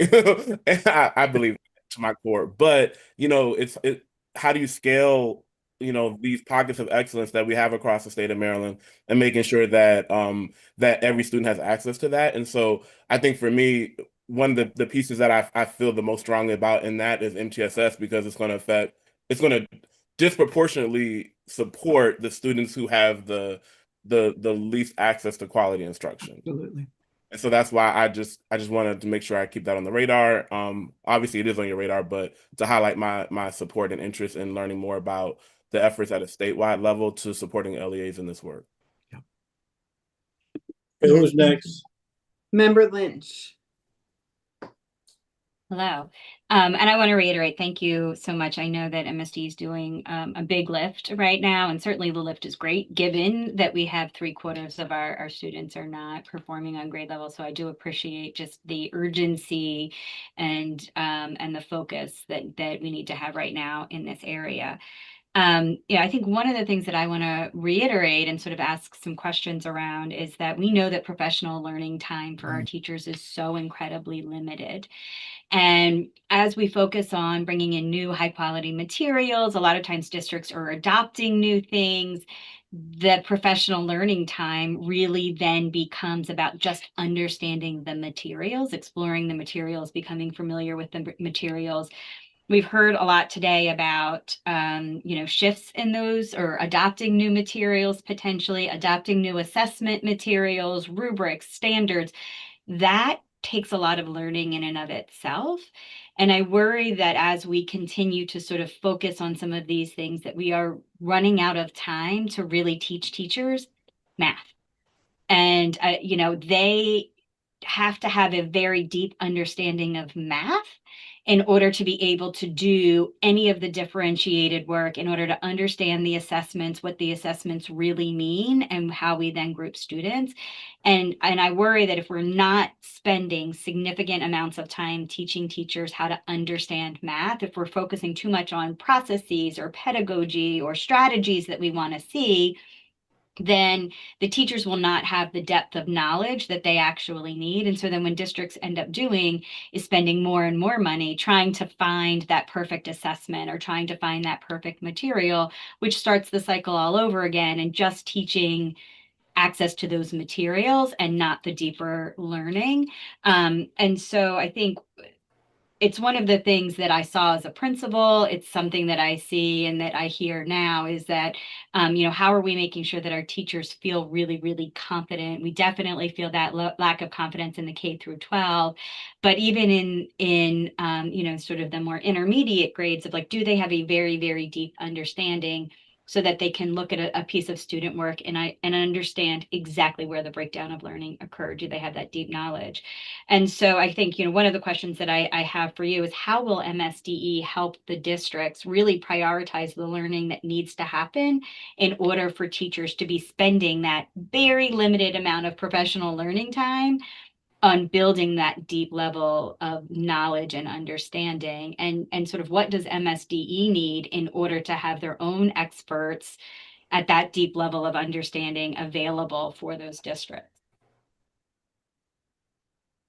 Yes, I think the content understanding is super important. I think that goes back to that elementary level, in which really understanding all the strategies, why they work and how they work and how they will show up with student work, is some professional learning that we have prioritized and been able to um, train trainers and get out as much as possible to meet with teachers, and that's a very popular request, and so we're meeting it as we can.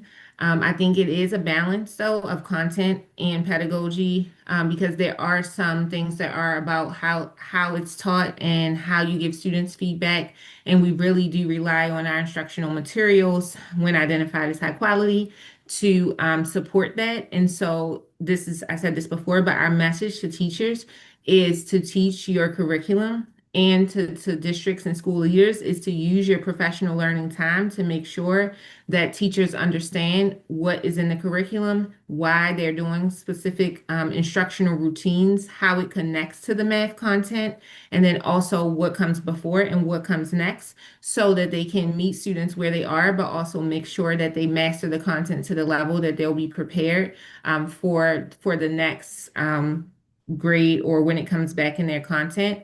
And so that really is about the strengthening the kind of during school professional learning structure. A lot of people call them PLCs. Sometimes they're called different things in different LEAs, but that's really what we are doing as a state, is really working with districts on what is the structure of your math PLC, because that's a place that we know is more consistent, either weekly is what we at least hope. Sometimes they have more than weekly, sometimes they're bi-weekly. But when you get your math teachers together, how are they spending their time to make sure that they're ready to present the content to students, and also ready to respond to student responses to make sure that they get what they need from the lesson? I think the other piece of that is we have to just, again, it comes back to balance and schedule, but like, how do we make sure that that time is available across the state in an equitable way for all teachers? And so that's a focus of when we think about that transformational scheduling piece that has to be true. And so that's something that we're also focusing on. And I feel like those are my main points, but I don't know if it's something else I didn't address. But I know Dr. Steiner looks like he wants to add Just something. very quickly, I mean, look, in the end, people agree, Doug Lemov, Paul Bainbrick, the national leaders on improving teacher performance. it's having people who really do know the pedagogical content knowledge. I agree with Lindsay. It's both, right? It's how you teach the content, which means knowing the content and knowing how to teach. But it's in-class observational cycles, right? Everything else is secondary and way back on its impact. And I want to support the state if it's thinking about, for example, vetting a list of high quality curriculum-based PL providers, right? As some states do. Whether it can do incentivize grant funding to choose providers from such a list. I mean, there are things that can be done to do some quality control of the people who are going into the schools to do the coaching. But in the end, you go to a workshop for somebody who's never seen you teach, not helpful, right? Minimally helpful. You can, some do's and don'ts, but in the end, it's having the coaches, and Superintendent Carey knows this, of course, from Mississippi and from her work in reading, which is why she trained a whole cadre of in-school folks. But it's labor intensive and it's money intensive. And, Ms. Brightful is being very careful because, the state can't directly ask for funds, but I can. I can say, we need a big push on-site observational expert reviews. Yes, that's exactly what I was going to say. Who's leading the PLC? Right. We need the coach who's leading the PLC, who knows where their teachers are, who knows the content and the pedagogy, and can change practices in the moment, and then follow up in the classroom and make sure they change and then move to the next day. So, thank you. What's next, Dr. Corwin? Yeah, Member Werner, actually. Okay. Thank you. Thank you both for joining us and for the thorough presentation and answering all of our questions. And I share a lot of the same questions and comments that my fellow board members have already brought up, so I'm not going to repeat those. But there is a little bit of a different perspective I'd like to provide. I am working in an LEA. I don't work directly in math like Member Robinson does, but I have a little bit more of a broader perspective in my role at the district office. And my concerns kind of go into three categories: funding, alignment, and time. And I think we've brought all those up, but thinking about it from a broader perspective of what our LEAs are being asked to do. And this isn't anything I'm asking either of you to answer because they go beyond your roles in your departments, but I think it's important for the AIB to have an understanding of this because it does add another layer of complexity to this timeline that the other members have already expressed some concern for. Primarily like the alignment with other initiatives that are happening. And when we're talking about professional learning and how needed that is, I think it's important for everyone on this call to understand, we're talking about that isolated in math and the challenges there, but we have to also recognize that LEAs are being asked to give very specific professional learning and learning forward standards by the end of this year. They're being asked to train teachers in science of reading, which in elementary, those teachers could also be teaching math. We have to have intervention plans for reading. There's a new retention policy for reading that we're adjusting to.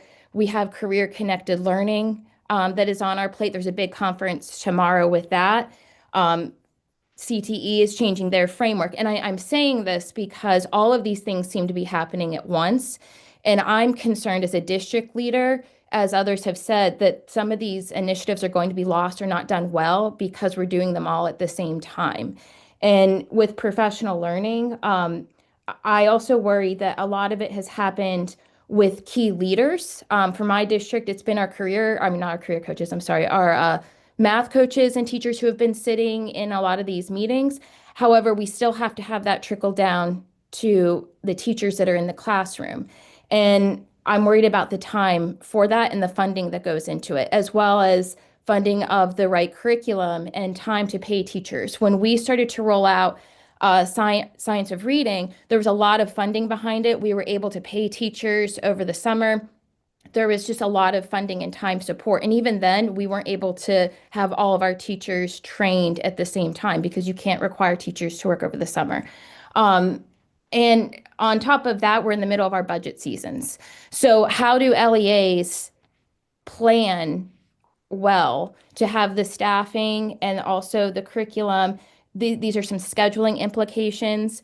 We're also working on dual enrollment, and I wonder if higher ed is ready for these changes, because if we're looking at dual credits for these, are these going to align? So I know I'm giving a laundry list of things, but I just want my fellow members to understand that this is in context to a lot of changes that are happening. And I just have some concerns about it being done well. I believe that this is the right direction to go. When I speak to others who are more versed in math, I was a science and CTE teacher, and that there's a lot of benefits. I just want to make sure that we all do it well and our teachers are ready for this, so that there aren't unintended consequences. So I just, that's not really a question. I just want to make sure that everyone has that context, because it does feel like a lot of things are happening at the same time. And again, we just want to make sure that we're doing them well. So I guess my one question I would have is, MSCE, from your departments and your roles with this, is there talk with these other initiatives that are happening so that alignment can take place? And I think of that more so for MTSS, because we're talking about this MTSS and math interventions, but we all know that MTSS is to serve the whole child, and that there's lots of different stakeholders that serve on MTSS. So how can we make sure that what's happening in other areas, other departments that also play a role in MTSS, that there's a clear alignment and understanding, so that all of this work that we're doing is done efficiently and in a way that's going to roll out best for our students? Yes, thank you. I think all of your points are, well, everyone's, but valid and well taken. It is a focus of ours. We have a lot of new structures at the agency. We have our executive leadership, well, our extended executive leadership, which are leaders from across offices, meeting regularly, sharing our work. I will be at the Career Connected Learning session tomorrow, and we'll talk about that connection to 6-year plans and math policy plans and where we are. So we are thinking about it, and we are also thinking about long-term. Are there some things that are rolling out, not more close, but as I mentioned, like 27, 28, that we can stagger or make a more clear connection so that it's not something else, but it's very connected. And we intend to continue that communication. And I hope that you felt a little bit more some cross communication happening, and we want to continue to strengthen that and also bring in LEA voice. So thank you for pointing that out. And I think one thing I want to say really quickly, because you reminded me with the dual enrollment and secondary math pathways, and I think Dr. Steiner mentioned it earlier, that is a little bit of a separate ballgame, because the HQIM for those do not exist. Like they're not nationally named as, or so it's a different world, and we Dr. Lynch knows, but we work very, very closely with our IHE partners, meeting monthly or sometimes more than monthly, just to make sure that we're speaking the same things and that we have connection channels in places for LEAs with the math courses. And we know that sometimes there's some overlay with other courses, and making sure that we're setting up students for long-term success. Thank you. Last but not least, Vice Chair Kerwin. You're on mute.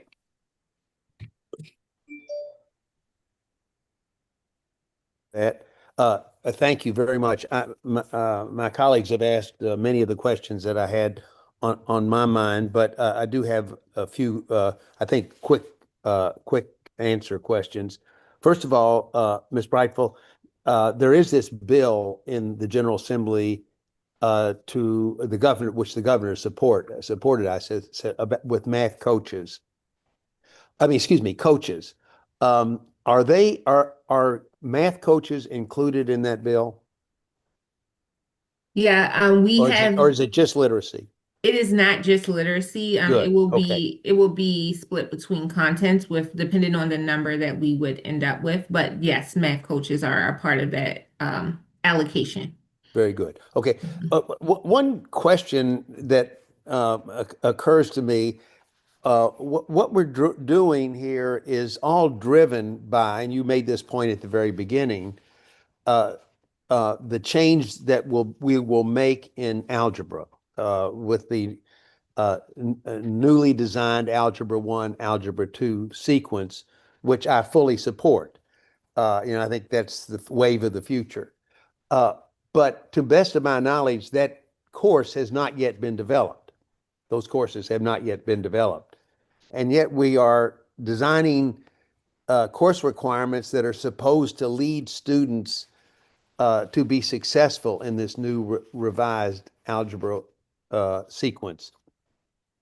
Can you say anything about that? I mean, how do we know that we are building the right set of courses when we haven't yet designed the algebra sequence that these courses will lead to?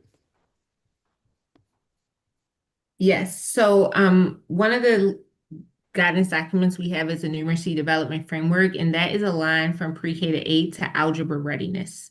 And so our pre-K to 8 standards are aligned for algebra readiness, in which integrated algebra it's a shift in our course progressions, but we're not shifting we're not changing what students learn in Algebra 1. It is still the same content and the standards are already there. So we know what students will learn is the design of the course and the integration of algebra with geometry that will be different. So it doesn't lead it's not a confusion point of like what we need students to be ready for when they get to that experience.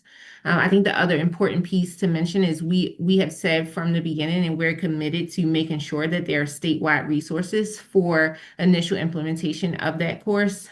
We just completed our initial RFI to gain information from vendors about demonstrating readiness to design for that course and sharing our resources that we've designed. And then the next procurement process will be to identify a vendor for that design for statewide curricular or instructional resources. And we're committed also to staying ahead of having them available and having a year for learning before implementation. Yeah, just very quickly, Britt. I mean, not all HQIM offer integrated math, integrate algebra. Let's just be very clear about right. That. Right. That's so the problem. If the focus is on, as Lindsay rightly said, on teaching the Tier 1 HQIM, you do have a challenge. It can't just be wished away, and I know Lindsay isn't wishing it away. It does take a lot of crosswalk. It does take a lot of support. And eventually, I hope that the states where, like California, which do have large numbers of high schools using, about 50% use integrated algebra, right? That somehow the force of the market demand will push all of the HQIM publishers to produce integrated algebra curriculum units. And I'm certainly willing to help there. I think there is a possibility that with state partnerships, we could force the issue. Great. Yeah, and the RFI was intended to also get that conversation and market share to be started, and it already is.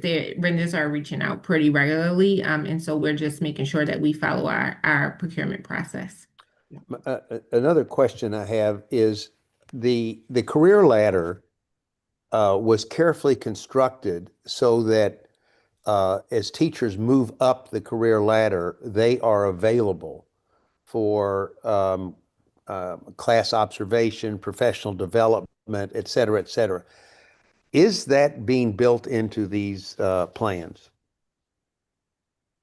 I know that there's some other conversations around career ladder, coach, professional learning support, and that balance. And so we really want to follow the guidance that comes from that indecision. And so there wasn't guidance within the math plans of what that should look like, because we want to wait and align with making sure that it's fully goes with what the different levels for teacher leaders. So, but in any case, I think there is a potential opportunity there to strengthen. And I think that was the intention of the career ladder, right? Like absolutely, you take your best teachers absolutely, and I just don't others. want it to be lost on this particular issue. Another question is, undoubtedly, some plans are strong and others are less so. I mean, it have to be. You've got 24 different plans, and they're not all equally strong. Is there any strategy or thought being given to early interventions when a plan isn't producing the expected results? Yes, so some of that in different ways we already started when we got the pre-K-5 plans, even with collaborating with Dr. Steiner and team, we said like, okay, these LEAs, they need some more intense support. And we reached out and we set up different ways where we could support them in that way. That continues. We have different interactions with LEAs and have like mapped out their different structures and where we see as strengths. I agree. Some plans are stronger, but I think also some components of some plans are really significantly stronger than others. And so, one, we're looking at how do we share that and make sure they're learning from each other, but also these over the fall and when 26-27 starts, my team will be out in schools to see how the implementation of the plans and the implementation of the math policy initiatives. And then we will really also be able to leverage that to make sure that we can allocate additional resources that we hopefully have where they're most needed. Right. I just we can't afford as a state to let these plans percolate over time if they're not producing results. So there's got to Yes. be Yeah, an it intervention. has to align with implementation. That's something that they also can't just be like something we wrote. They spend a lot of time on there on the shelf. Like, are we actually doing what's in the Right. plans, and are we getting better as we intend to? And then are we strengthening the plans for our next step? So that is very, very important. And Dr. Wright has really also pushed us to focus on capacity building over compliance. And so that's something that we're really thinking about. How does that live out with the plans, with what we learned from the plans? Yeah. I have one more question and I'll be done, and it's for David Steiner. But first, I want all of my colleagues to know that David was an absolutely essential member of the commission I chaired. And his imprint is very much on his contributions and imprint is very much on the blueprint and the committee's ultimate recommendations. And David, I want to say your personal reputation, the reputation of your center, makes me very pleased that you have provided consultation on these plans. It gives me confidence that MSDE has gotten as good an in advice and input as they could have received. But my question, a two-way street. We've learned a lot from them too.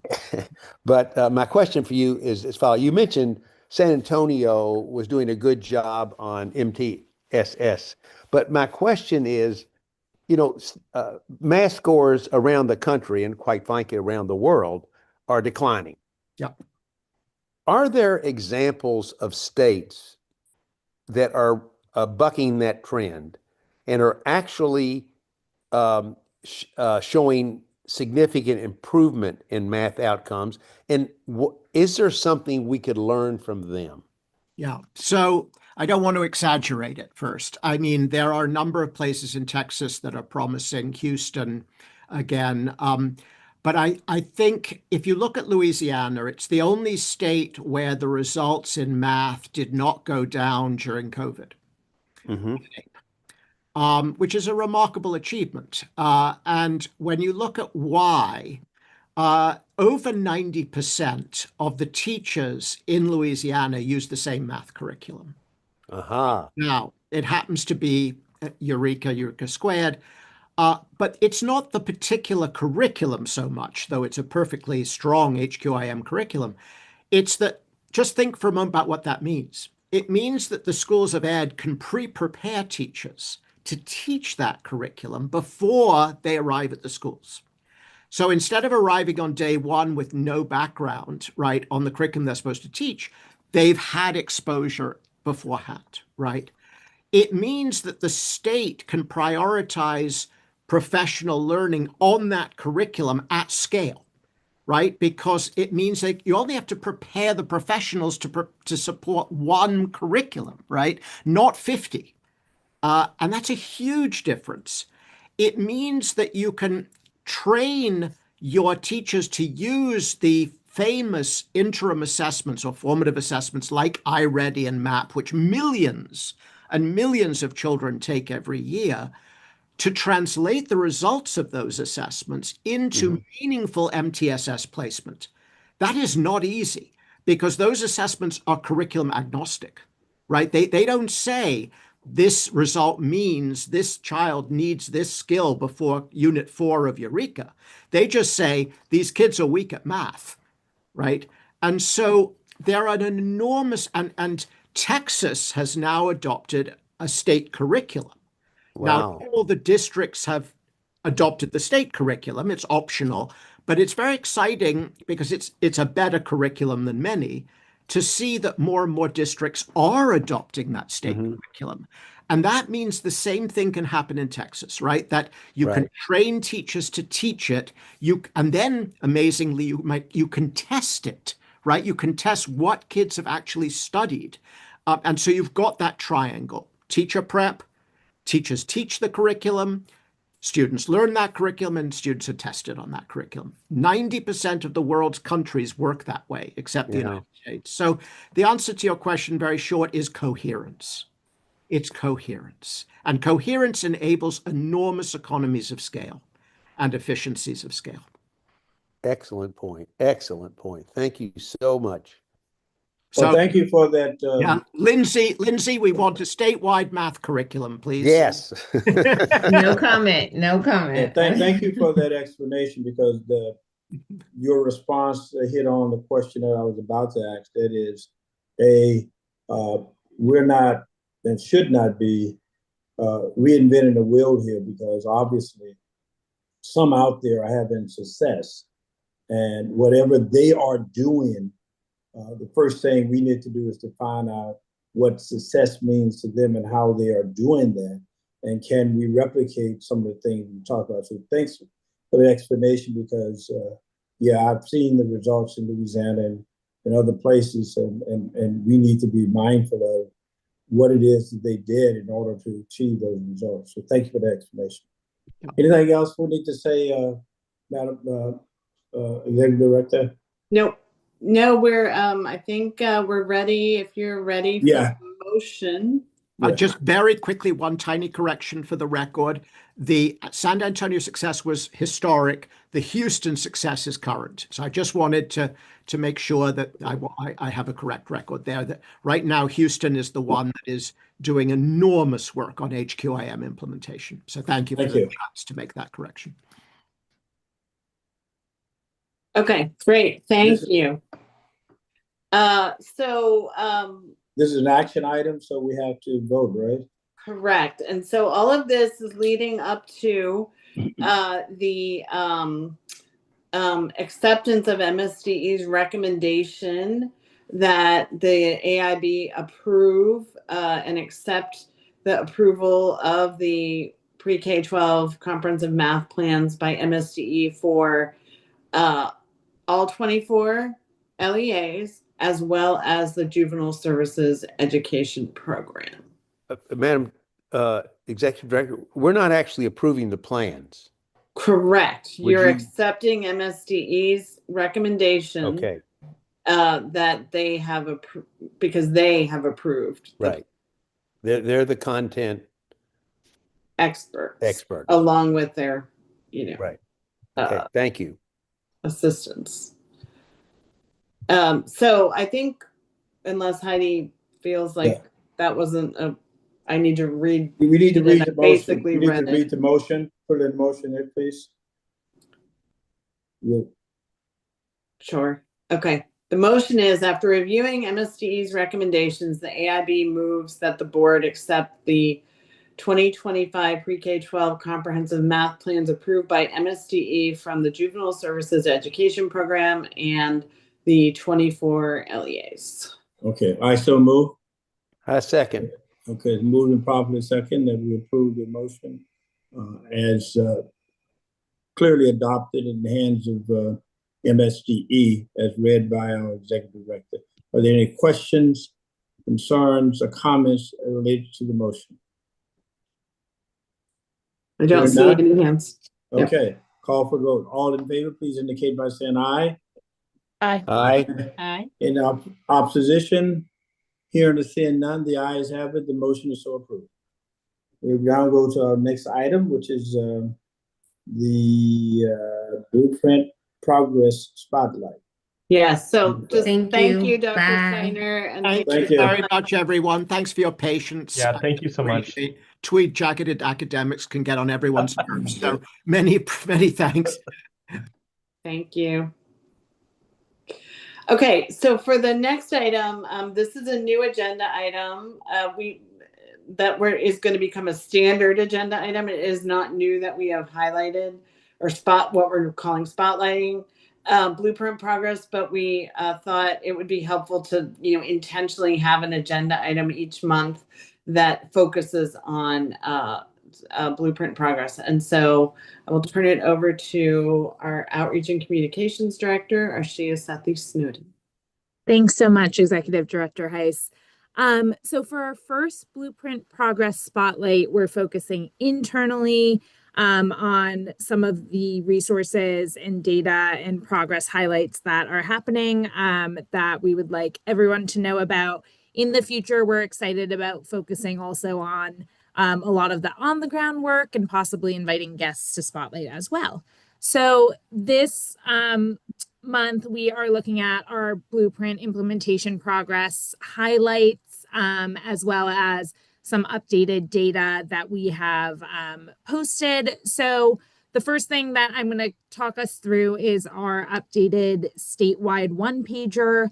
We originally published this last February, but we have updated it as of yesterday with new updated data. This is available on our website, as well as will be sent out in our next AIB update. And just a few highlights. I'm going to bring us to the one-pager. On the one-pager, and I'll show everyone where it is on the website as well. So it is on our website. It's on the homepage under the Blueprint and Action slider, but it's also on our resources page. So if you go outreach to resources, we'll bring you here. Just a few quick updates and some exciting progress that's happening. So for Pillar 1, we have updated pre-K full day enrollment numbers. So there has been a 70% increase since school year 21-22 until this current school year of 3- and 4-year-olds enrolled in full day pre-K. We have official new national board certification numbers that based on all the educators who achieved or maintained in December. We also have updated community schools number, and we have the progress monitoring conferences and the summaries posted. One exciting or a few exciting data points for Pillar 2. As mentioned and celebrated last month, National Board certification has continued to increase throughout the state. Something that we think is really exciting is that for the third year in a row, Maryland is #1 in the country for the number of new teachers earning MBC, and 13 Maryland districts are in the top 25 of the country in terms of total number of new National Board certified teachers this year. So we've linked in that data so you can kind of see all of the districts that are in the top 25 of the entire country in new National Board educators this year. So a huge shout out to those 13 counties. And then just taking us back to the one-pager, in terms of updates, we've also added the MCAP data that we've been looking at a lot the last few months. In Pillar 3, we have updated numbers related to CTE and career counseling as well. And then in Pillar 4, we've also updated our data related to MCAP and specifically economically disadvantaged students and student growth and what that looks like. So this is available for everyone to check out on our website. And then we've also, as referenced earlier, we've posted the progress monitoring conference summaries. So those are in the Pillar 5 bullet, and you can access those on our website as well. So a lot of really good information out there in terms of progress that's happening across the state in all 5 pillars. Then I take us back one moment. We are close to releasing our LEA one pagers. They will be coming out in the coming weeks. We are incorporating a lot of more recent updated data, as well as a lot of what we've heard at progress monitoring conferences. Look-wise, it's kind of the same model as the statewide one pagers, going by each pillar, but we'll also include some graphs to show comparison as well. We do just have some few quick highlights that you can look forward to seeing in these one pagers. So, for example, in Pillar 1, Prince George's has ensured a pre-K seat for all eligible Tier 1 students, and several LEAs, including Frederick and Dorchester, have high enrollment numbers for Tier 1 4-year-olds. For Pillar 2, we've kind of spotlight national board certification. And there's also increasing rates of teacher retention in several LEAs, including Caroline and Garrett. Pillar 3, as mentioned, MCAP data is something we've been looking at a lot recently, and a lot of LEAs have had really impressive progress from school year 21-22 to 24-25. Dorchester in third grade ELA achieved a 22.3% increase. Allegheny at a 14.4% increase. And then in math, we have Hartford, Worcester, and I know I'm forgetting one more, that have above 10%. Worcester and Calvert, sorry, that have increases of more than 10% on NCAP. So these are just some examples of the types of things that will be in the LEA one pagers. And then lastly, just to be able to show everyone where these resources are on our website, our data dashboards have been up for a few months, and those continue to be updated and added to. And then we've also added in data tables to our website. So these are...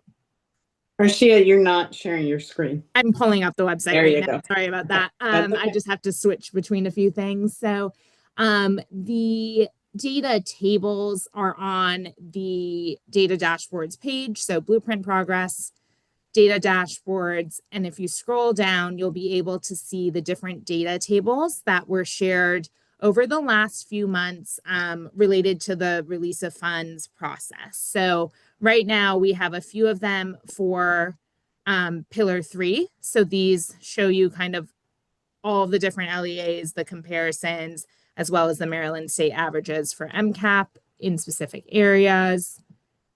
We have English language arts and math, and then we also have these for Power School and minimum school funding. So for Pillar 5, we have these as well. We'll continue to add data tables as we have more data available. And I think that is it for our progress spotlight. I will take any questions if there are any. I have a real quick one, Risha. At the hearing yesterday, a delegate, or maybe more than one, said, was well, I think that all the delegates were impressed with the data we showed on progress, but one or two of them mentioned we need to do more in getting that information out. And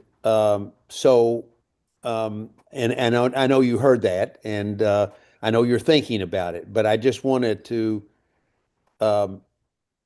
reemphasize how important it is that we find avenues for talking about the progress with the blueprint, so that that progress has greater penetration across the state. Definitely. And I think we're also thinking about different ways to involve different groups and organizations who are also doing blueprint implementation.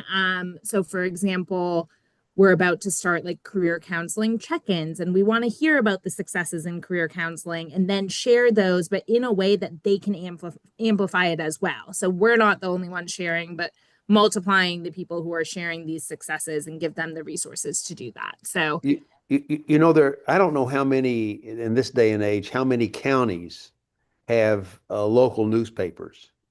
I know Garrett does. They have a newspaper that's pretty widely circulated in Garrett County, and quite frankly, they are frequently looking for news to fill the paper. Have you thought about providing feeds that is individualized to the LA, you know, a specific LEA county and to a media publication in that county? Yeah, I think that's a great idea. I mean, I think that's something we can use the one pagers as like a starting Right. point But for, you would like need to specifically tailor the it to the LEA county. ones. Yeah, so each county will have their own one pager. So Right. each county will have like basically their own list of bullet points that we can provide to the different media publications. And we try and keep an updated list of them that gets all of our emails and those types of things. But I do think we can do specific outreach, put that in their hands, and then help Yeah. elaborate on that if needed. So I think Yeah, I that's mean, there's now Banner Montgomery, which is the Banner now in Montgomery County. And as I mentioned, Garrett County has a newspaper. I Yeah. just don't know how many of them do, but I think that could be a good vehicle. Yeah, and we've gotten outreach from like Eastern Shore publications and Right. things like that. So they definitely are out there. And I think we do need to be more proactive on getting them that information. So I really appreciate that input. Thank you. Member Quick McQueen. Yeah, thank you. I was just gonna echo Dr. Curran's sentiment. I know a lot of LEAs like to get their own messaging out there as well, and they like to highlight and spotlight, and they use social media. I don't know how you feel about that, and encouraging them to share on Facebook and things like that as well. Definitely. So as I do like a perusal and try and see as many of the blueprint related posts on social media and make sure we amplify those on our end. I do think as we start to do more of these like more specific related to specific pillars, share outs, like that's something we can give them the materials to be able to post on their end as well or tailor it in their way. So I do think that's definitely something that we are working on. Okay. Great. Thank you, Arshia. Yep. Mr. Chair, if you're ready, we'll move on to the next agenda item. And this is, coming back to our LEA progress monitoring conferences and sharing some follow-up from the AIB staff side of things, looking at essentially themes that we heard in those progress conferences across LEAs. And I'm going to turn it over to Emma Pellerin, our accountability director, and Liz Smith, who is our policy analyst for accountability. Thank you, Executive Director Heiss. We are excited to share some of the trends that came out of the progress monitoring conferences today, many of which will be familiar with the board members. Just really quickly to remind everyone about the progress monitoring conferences. These were conducted in the fall with all 24 LEAs. And during those conferences, the LEA staff and senior staff and board members, as well as AIB and MSDE staff, had an opportunity to review and discuss progress related to priority metrics aligned with the pillar focus areas.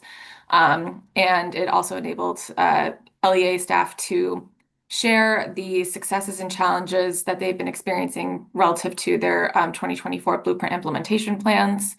And the information that we got helped to serve as one of the inputs that the board considered in making determinations around the release of funds. As Arshia just shared, the conference summaries are available on the AIB website for all 24. And today we are going to be sharing more about what we heard from the LEAs in terms of trends. There will be individual feedback forms for each of the LEAs, and those are being shared with the LEAs, and it will be available publicly on the AIB website in the coming weeks. I'd really like to encourage folks, if you want to get a comprehensive understanding of what was shared during the conferences, to read both the summary as well as the feedback form. And then the trends that you're really hearing today are taken from the summaries that we composed and are available on the AIB website. You'll also be hearing some things in the trends that will sound familiar from topics that were raised as part of the Blueprint Comprehensive Plan updates, challenges that we have heard and successes that we've heard in the advisory committee meetings, and that we have the 5 pillar advisory committees. And then some of these challenges too are, not really directly related just to the blueprint, but are longstanding challenges that have affected the K-12 education system, for many years, and are still considering the scope of the blueprint something that are considerations or challenges in K-12 education systems overall, but also do impact blueprint implementation too. So just wanted to put a couple of those disclaimers out there before we proceed with identifying the different trends. And I'll actually pass it over to my colleague, Liz Smith, who will be sharing more about those trends pillar by pillar. So Liz. Great. Thank you so much. Yeah, so as Emma said, we heard a lot of information from the LEAs. These slides just highlight a couple trends that we heard from multiple LEAs across the state, and I'll just really briefly talk through some of those from each pillar. So looking at pillar 1, which focuses on early childhood education, the LEAs talked a lot about their successes and the impact of partnership and collaboration with the community, with partners, and growing relationships with private providers to expand pre-K accessibility. The biggest challenge we heard was around finding adequate and appropriate spaces for our youngest learners. The LEAs are also working to continue to expand private provider participation and to support partners in that space. You can head to the next slide. All right, and pillar 2 focuses on high quality and diverse teachers and leaders. So something that we heard as successes over and over again from the LEAs was the effectiveness of Grow Your Own and teacher apprenticeship programs, which include supporting students on a pathway from high school to college, back into teaching, as well as identifying existing teachers and staff to gain additional credentials. The LEAs are also building out really robust programs to support new teachers and help teachers pursue and achieve national board certification, which we talked about a little bit earlier today. The biggest challenge that we heard they are working through from all the LEAs is around recruiting certified teachers, particularly in math and special education. This is obviously not unique to Maryland, nor is it new to the blueprint, but it is something that came up frequently in our conversations. Great. Pillar 3 focuses on college and career readiness. I do want to pause here and just clarify our progress monitoring conversations were really focused on specific metrics within each pillar. So a lot of these conversations really focused on MCAP data for students in grades 3 through 8, but a lot of these strategies apply well beyond that population.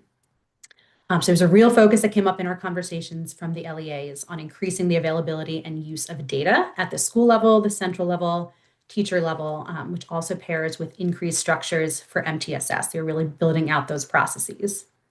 We also heard that LEAs, and we touched on this a little bit earlier today too, LEAs are seeking out new high quality instructional material and curriculum and providing targeted training to teachers to better support student learning. One of the main challenges they said they're working through that was brought up was around curriculum, specifically for math interventions, and also just noting, and again, we talked about this as well, rolling out new curriculum effectively takes time and training.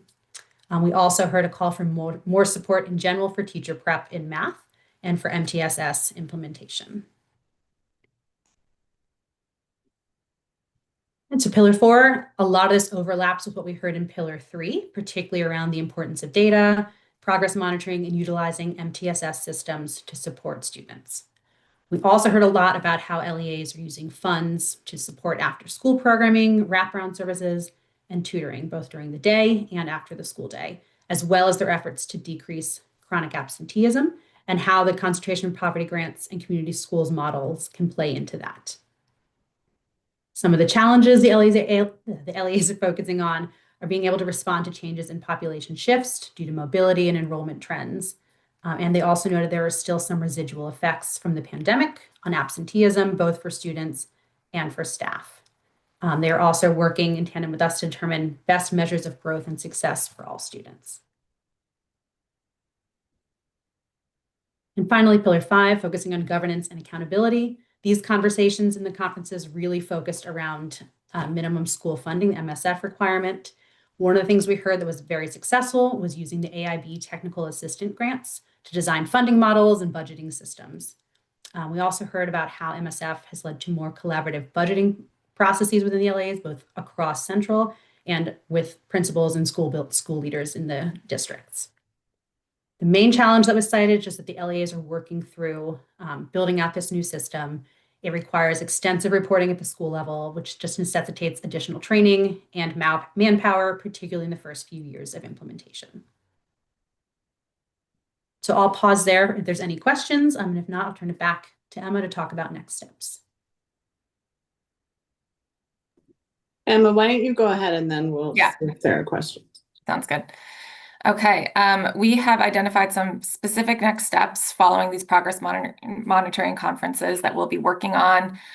This is not a comprehensive list, but here are some of the highlights that we wanted to share. These include, as Liz was mentioning earlier, examining the use of metrics that are used to measure academic progress for students. For example, the use of MCAP versus WIDA for assessing progress for multilingual learners. We heard several districts talk about that and raise that during the progress monitoring conferences, so we want to examine that more closely. And then this came from, I think, both board members and districts during the conference. We want to further disaggregate student proficiency data to compare student group performance. For example, right now, the data that we have on the dashboards compares performance for multilingual learners, students with disabilities, students from economically disadvantaged households, to overall student performance in the district, which also includes those student groups within that overall student performance. So we would like to do some further comparison of students who, for example, are designated as economically disadvantaged versus students who are designated as non-academically disadvantaged, to be able to compare further performance further. In addition, we'd like to look at students who are attending community schools and their performance based on the number of years a school has received concentration of poverty grants. Right now, it's just overall community school performance on the dashboards, and we'd like to further disaggregate that based off the number of years that they've been established. We would also like to work with MSDE and the LEAs to provide further blueprint implementation support, as with things that we discussed earlier, for example, MTSS implementation, the new math policy, and meeting minimum school funding requirements. And then just, again, based off of some of the questions that were raised or concerns that were raised during the conferences, we feel that there is a potential need for further clarification about the implementation requirements and flexibility embedded within the blueprint. And we would like to work with MSD to help provide that clarification. Just one example is the flexible use of the concentration of poverty grants funds and what those actually can be used for. And that's it. Great, thank you. Are there any questions about the next progress conferences or next steps? Vice Chair Kerwin. Yes. All this is good and I think very helpful, but we are also, I believe, sending individual LEA letters or whatever responses indicating areas where we think they're underperforming and need to improve. Those are the feedback forms that we talked about earlier, and that will be highlighting both areas for growth and improvement, as well as areas of strength that we see LEAs. For example, we highlighted Dorchester, Hartford, Allegheny. Okay. When will those be available and go out? Very soon. They're really very close to being done, and we should be able to get them out definitely before the next board meeting, but it will be posted in the coming weeks. Great, thank you. Thank you. Okay, unless I don't see any other hand. Oh, Member Manko. This has been reiterated so many times, but just wanted to thank the team for all of the work on this. I mean, this is, the amalgam of us sat in many of those conferences, and I thought they were, it was a great process. It was, great exercise for us to get to know the LEAs, to hear what they're working on, but for you all to go take all of that information, all that, like, hundreds of hours of dialogue and digest it into a form that is understandable and makes sense. Just hats off to you all for the work around that, and much appreciation, and it doesn't go unnoticed by the team. So thank you. Hear, hear. Thank you so much. I know that Liz did a tremendous job consolidating all of this information together. So I just have to shout her out here. She really did an amazing job doing this. So thank you. Thank you, Liz.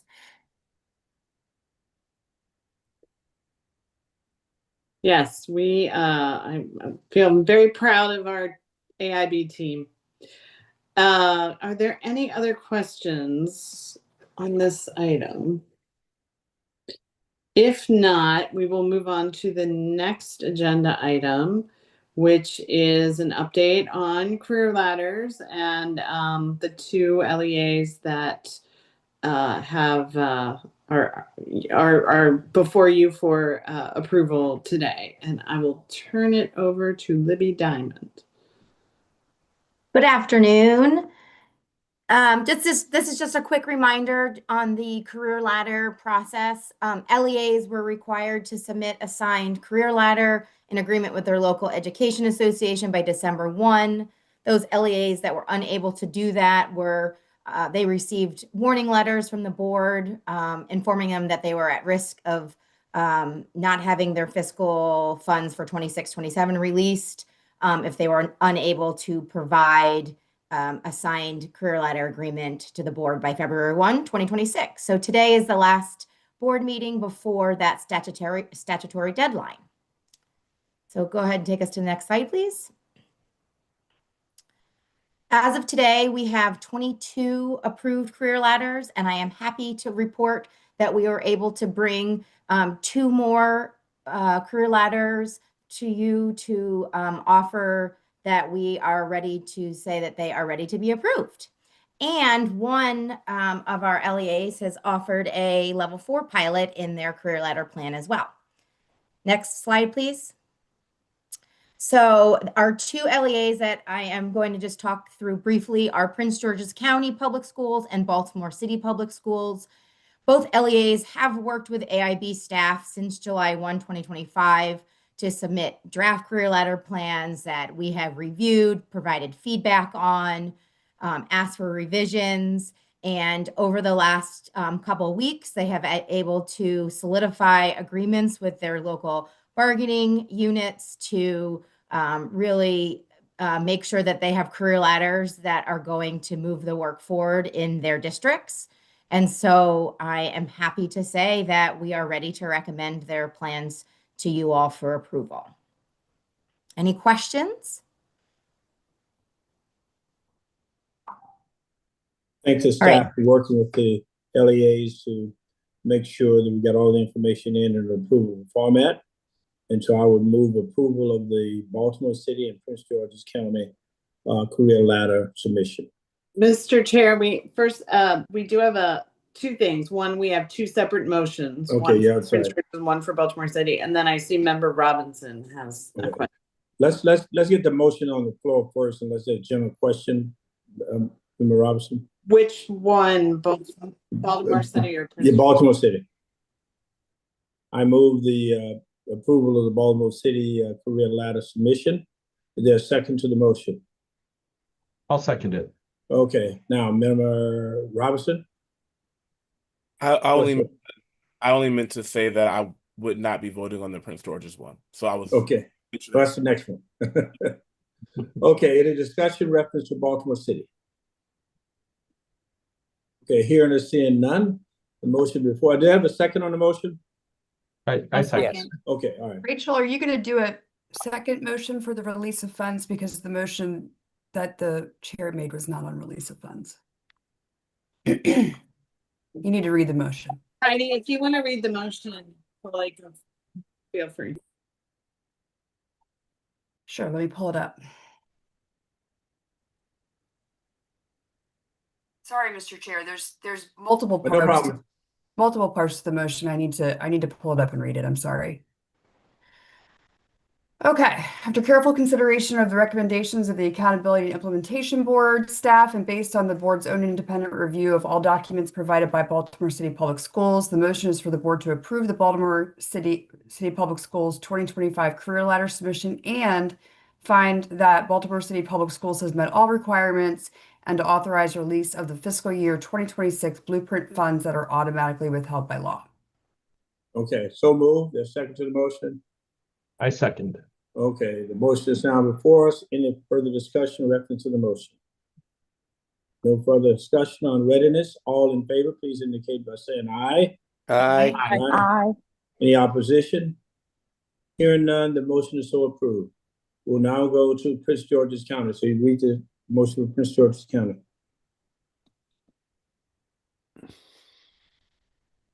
Sorry, let me go ahead and pull that one up. Okay. And anyone who needs to recuse themselves just so state after the motion is read. After careful consideration of the recommendations of the Accountability and Implementation Board staff and based on the board's own independent review of all documents provided by the Prince George's County Public Schools, the motion is for the board to approve the Prince George's County Public Schools 2025 career letter submission, including a level 4 pilot plan, and find that the Prince George's County Public Schools has met all requirements and to authorize release of the fiscal year 2026 blueprint funds that are automatically withheld by law. Okay, I so move. There's a second to the motion. I second. So moved and properly second that we approve Prince George's County career ladder submission. Any unreadiness? I think this is where Member Robinson wants to recuse himself. You say so? Yes, that is correct, Mr. Chair. I'm recusing myself from the vote. Okay. Any further unreadiness? Hearing or seeing none, the motion before us. All in favor, please indicate by saying aye. Aye. Aye. Opposed? None. We have 6 of the 7 voted affirmatively and abstaining is Member Robinson. So the record should reflect that.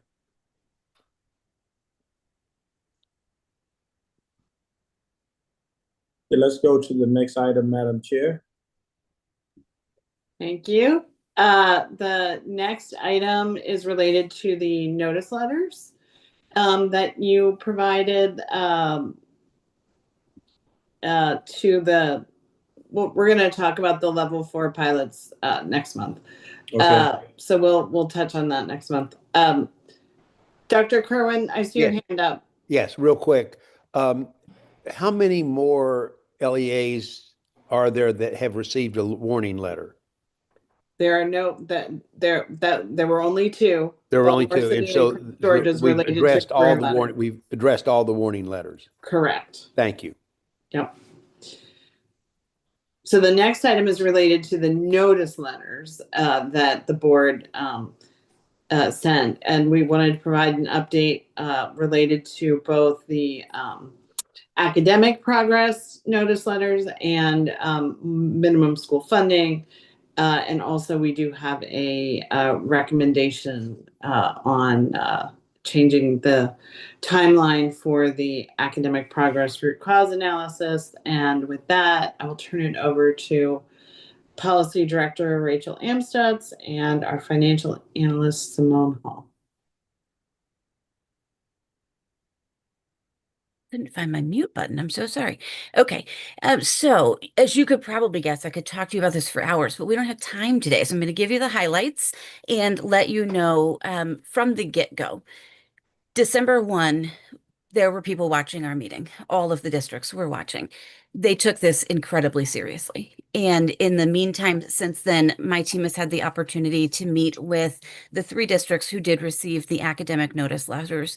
And I really want to take a moment to just let you know that we met individually, which each of the 3, and immediate action, swift and immediate action was taken as a result of the receipt of these notice letters.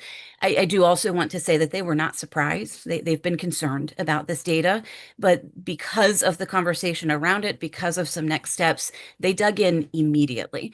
One district estimated that they've already put in 80 hours of looking at this collectively and working on it. The second thing that I want to tell you is that after December 1, we've got the holidays there. then Christmas break. On January 5th, many students came back to school and went from 60 minutes of math to 90 minutes of math. The action that you took on December 1 had immediate action for students in this school year. It had immediate impact on some MTSS processes. It had immediate impact on staff training and thinking about how we prepare students to take assessments, which are coming up, as I was reminded, in 55 days. It's probably 52 or 51 now, but they are taking this incredibly serious. And so I think that's the biggest message that I want to take, that when we met with each of the 3 districts, they came in with plans, with things they've already done. They've taken it to their board. They've talked to their principals. They've elevated the concern and said, we have to take action right now. This is an immediate thing that we need to do. So I could go on and tell you, but I will save that for another day to be able to give you that information and to let you see their products themselves. But what we know at this point is that in the original plan, we had identified February 17th as the date for the root cause analysis submission to be due, followed by the action plan to be due on April 1st. I'll be real honest with you. I taught this class at McDaniel for years, and I love this topic. And when we picked that date of February, did not do a good job of thinking about the timing of this with the school schedule and the calendar.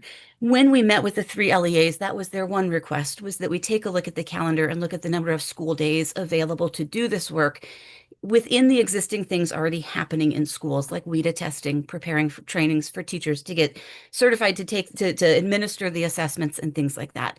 Consistently across the 3 districts, they said, if there's any way you could give us a little more time on that first piece, we want to do quality product. And at our request, they are doing a root cause analysis at the district level and at each individual school.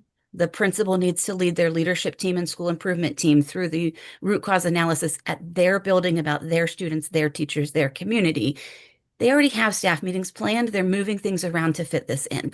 So we as a staff talked about that and are bringing a recommendation to you today to modify the timeline of the first part of this component, which is the root cause analysis. And we recommend switching that to April 1st.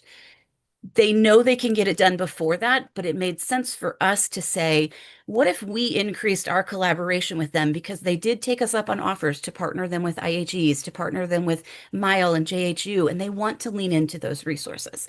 So what we would like to recommend is request that we shift it to April 1st, where they get us a draft by April 1st, and that, or March 2nd, and that we have time to interact and engage with them, review the draft, give some feedback, and that we present it to you as one package of the root cause and the action plan together on the final due date of April 1st, so that they have ample time to do the work well and to bring it back to us fully packaged for your review and approval. So let me ask they gave the rest of the heist.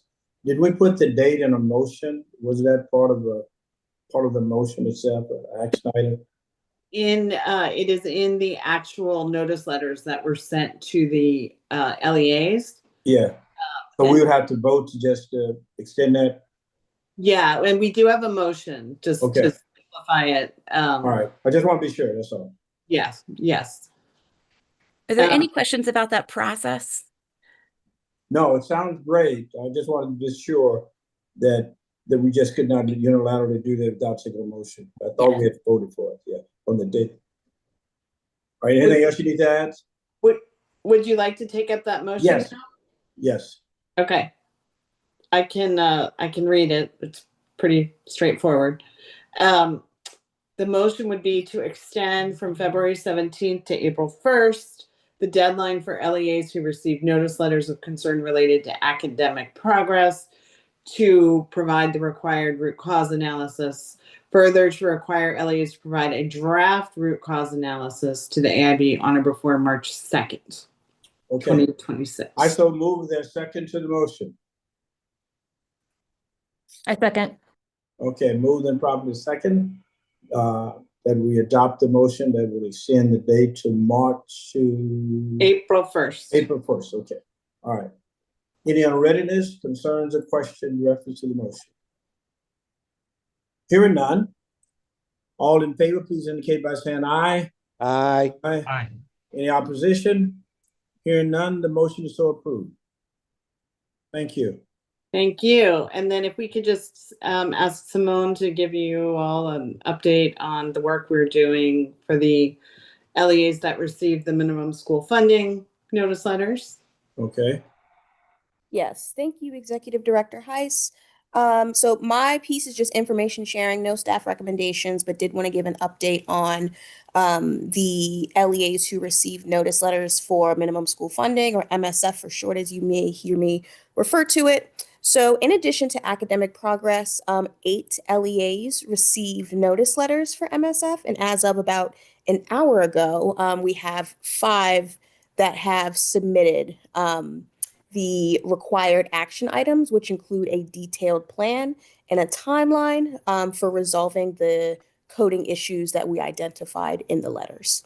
So from December 1st up until now, we have, as a staff, met with LEA officials, both as a group and some individually, to discuss MSF-related concerns and those next steps. And like I mentioned, 5 have already submitted.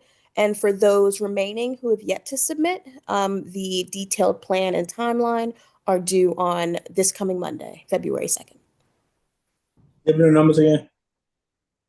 So we have received 5 of the 8, and we are waiting for 3 remaining, and those are expected to come by the Monday deadline. Who are the 3? The 3 that are outstanding are, let me actually pull up my list really fast.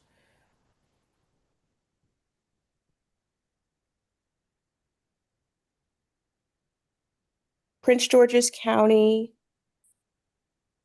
is 1.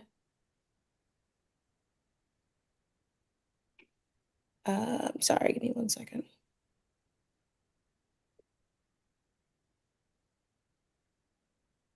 We don't have to vote on this item, so why don't we come back once you looked it up, come back before we adjourn and give us information. We'll go to the next item. If you get the information, just give it back to us before we leave. Okay? Yeah, that's great. We can Okay. keep moving, and then before the end of the meeting, we can provide you with that information. Thank you. The next item is also related to minimum school funding.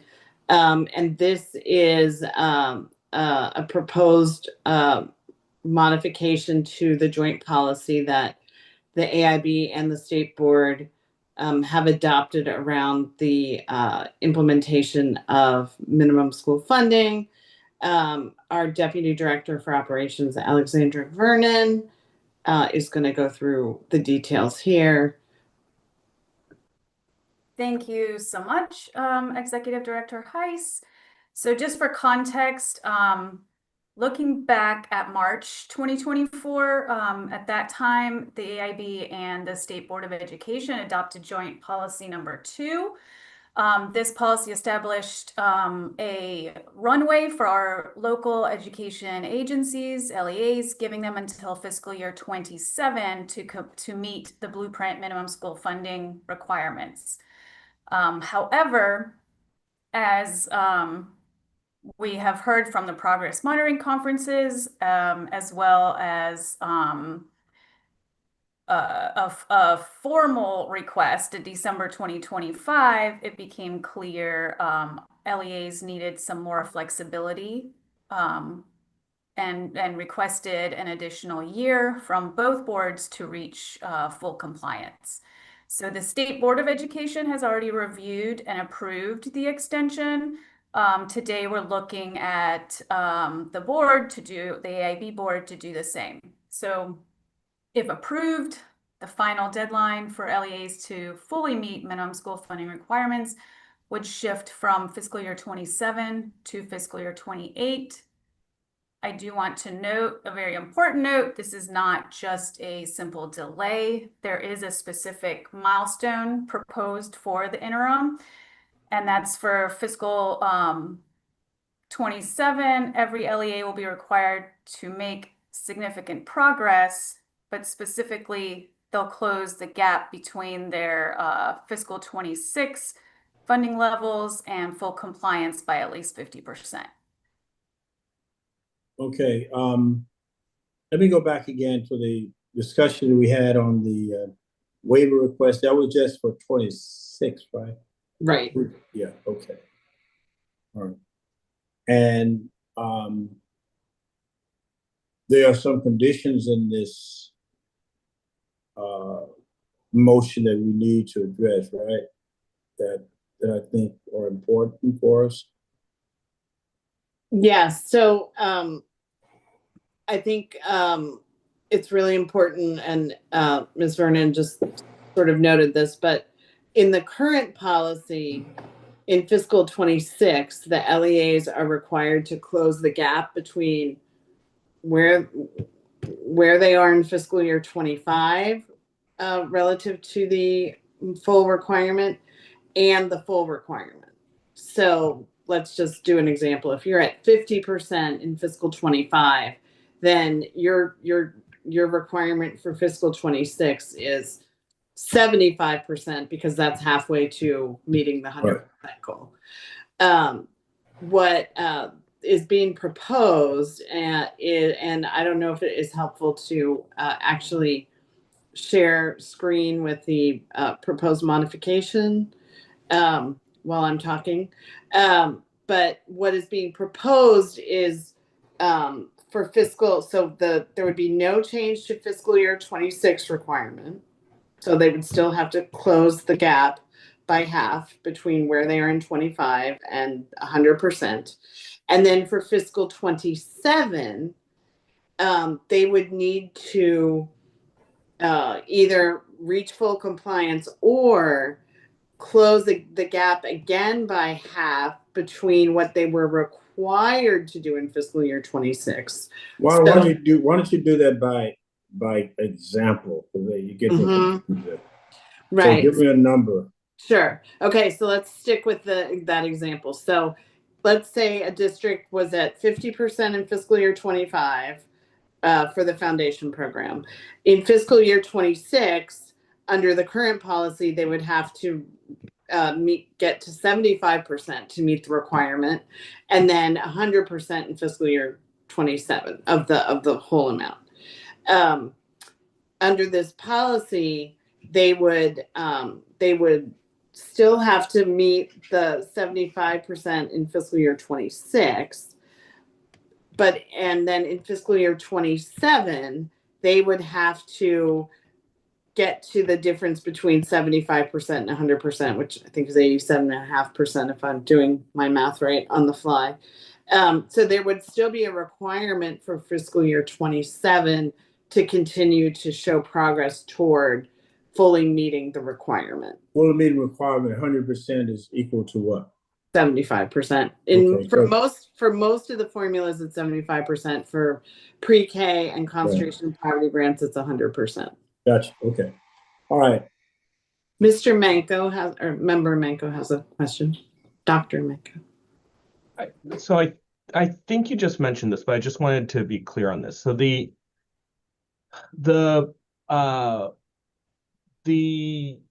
starting point from which they need to close the gap is not based on the mark that they had hit. It's based on what they were expected to or they were required to hit.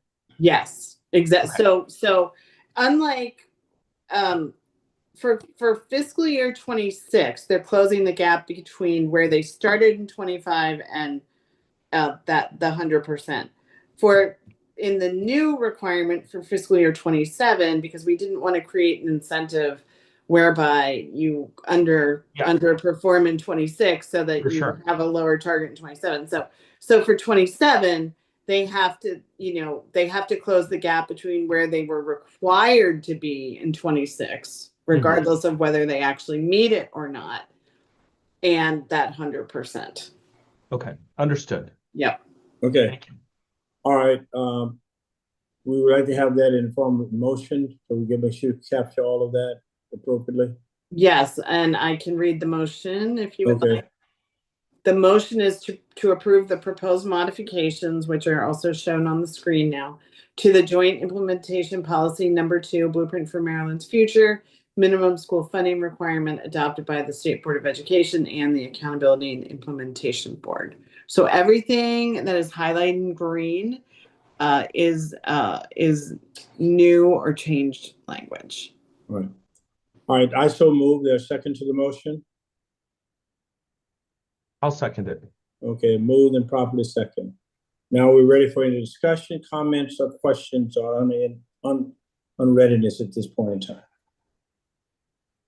Let me just speak to the motion for a second, because we had I think, a very a strong comment at the beginning. Sure. At the beginning, and I asked a question. I wanted to be sure that those in the public would understand that this is not a complete standstill request, that there will and have been some movement by the various LEAs to reach compliance, and they will continue to do so. It will just mean that the time for ultimate achievement will be delayed. And when you look across the board, many of them, I think 13 or 14 of them, are fairly close to the number to begin with. And so the impact certainly is unfortunate, and she made some very good, Gupta made some very good points about why the commission in the first place required this kind of effort, because it's important to ensure that the resources go to the students that would attend it, and we want to try to achieve that. By doing it this way, I think that we get greater buy-in, we get greater participation, and we're building a process that would, I think, be sustainable going forward. To push it much further, given all the conditions that many of the jurisdictions are going through today, the changes that we see, I think this is a reasonable request. And so I made the motion in light of that, and I fully support it, and I hope that you will as well. Any further questions or comments? Okay, ready for the vote? All in favor, please indicate by saying aye. Aye. Aye. Any opposition? Hearing none, the motion is so approved. Thank you, Ms. Heiss. Thank you. And I believe Simone does have the answer to your question. Okay. Yeah, sorry about that. So the three that are outstanding, the three You need LEAs a with drum beat? so the three that are outstanding are Kent County, Carroll, and Prince George's. Okay, thanks very much for that. Yep, of course. Thank you. All right, the next agenda item is a legislative update, as we are now fully in the swing of the 2026 legislative session. And our Government Relations Director, Joyce Schaefer, will provide this update. Thank you, Executive Director Heiss. Good afternoon, Mr. Chair, Mr. Vice Chair, members.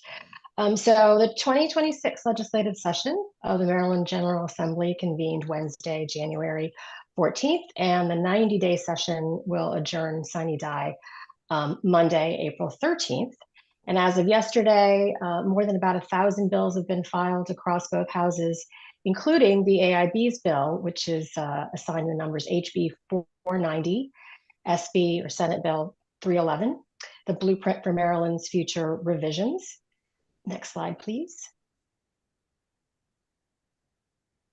Some key legislation that we'll be tracking in addition to our bill are bills that have direct impact to the implementation, and we'll be working to shepherd through the AIB's bill. And we'll also be tracking the governor's FY27 budget, which includes $10.2 billion for K through 12 education, which is a $373.8 million increase over FY26, or slightly more than 5%. And it provides $239 million in K through 12 aid above statutory formulas, and that includes $228 million to fund the continuation of the community eligibility provision to hold harmless, and also $10.9 million to support MSDE's academic excellence program. And then the bills connected, we'll be also tracking the bills connected to the state board's legislative priorities that are listed there at the bottom of that slide, that the board voted at its December 18th meeting to support. Next slide, please.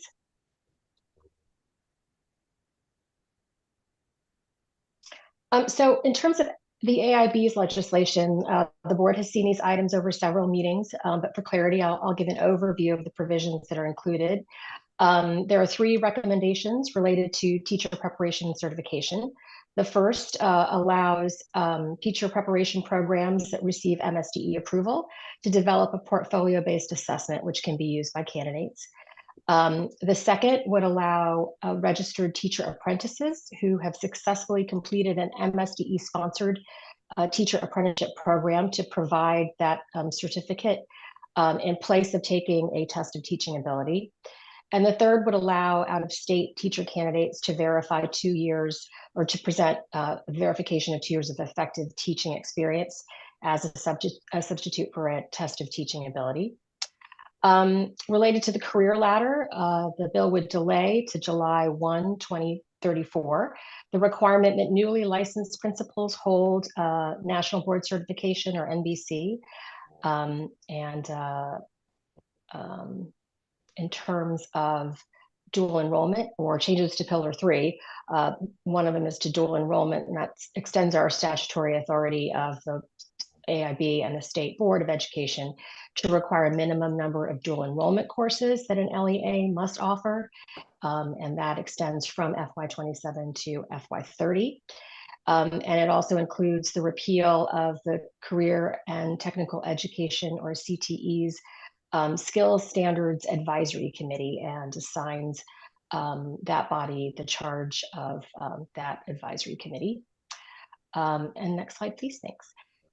Provisions affecting Pillar 4 include one, to maintain the current methodology for the current student count in calculating the compensatory education formula, and also to extend the current hold harmless for the community eligibility provision in the compensatory education formula through 2028. I just want to note here that currently the bill, as you'll see on the website, currently extends these only through FY27, which was a result of miscommunication on my part to bill drafters. So we will be submitting a technical amendment to correct this, so will be through FY28.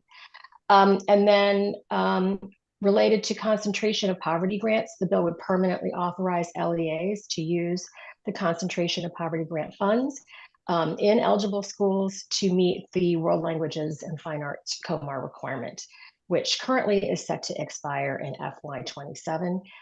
So it permanently repeals that sunset.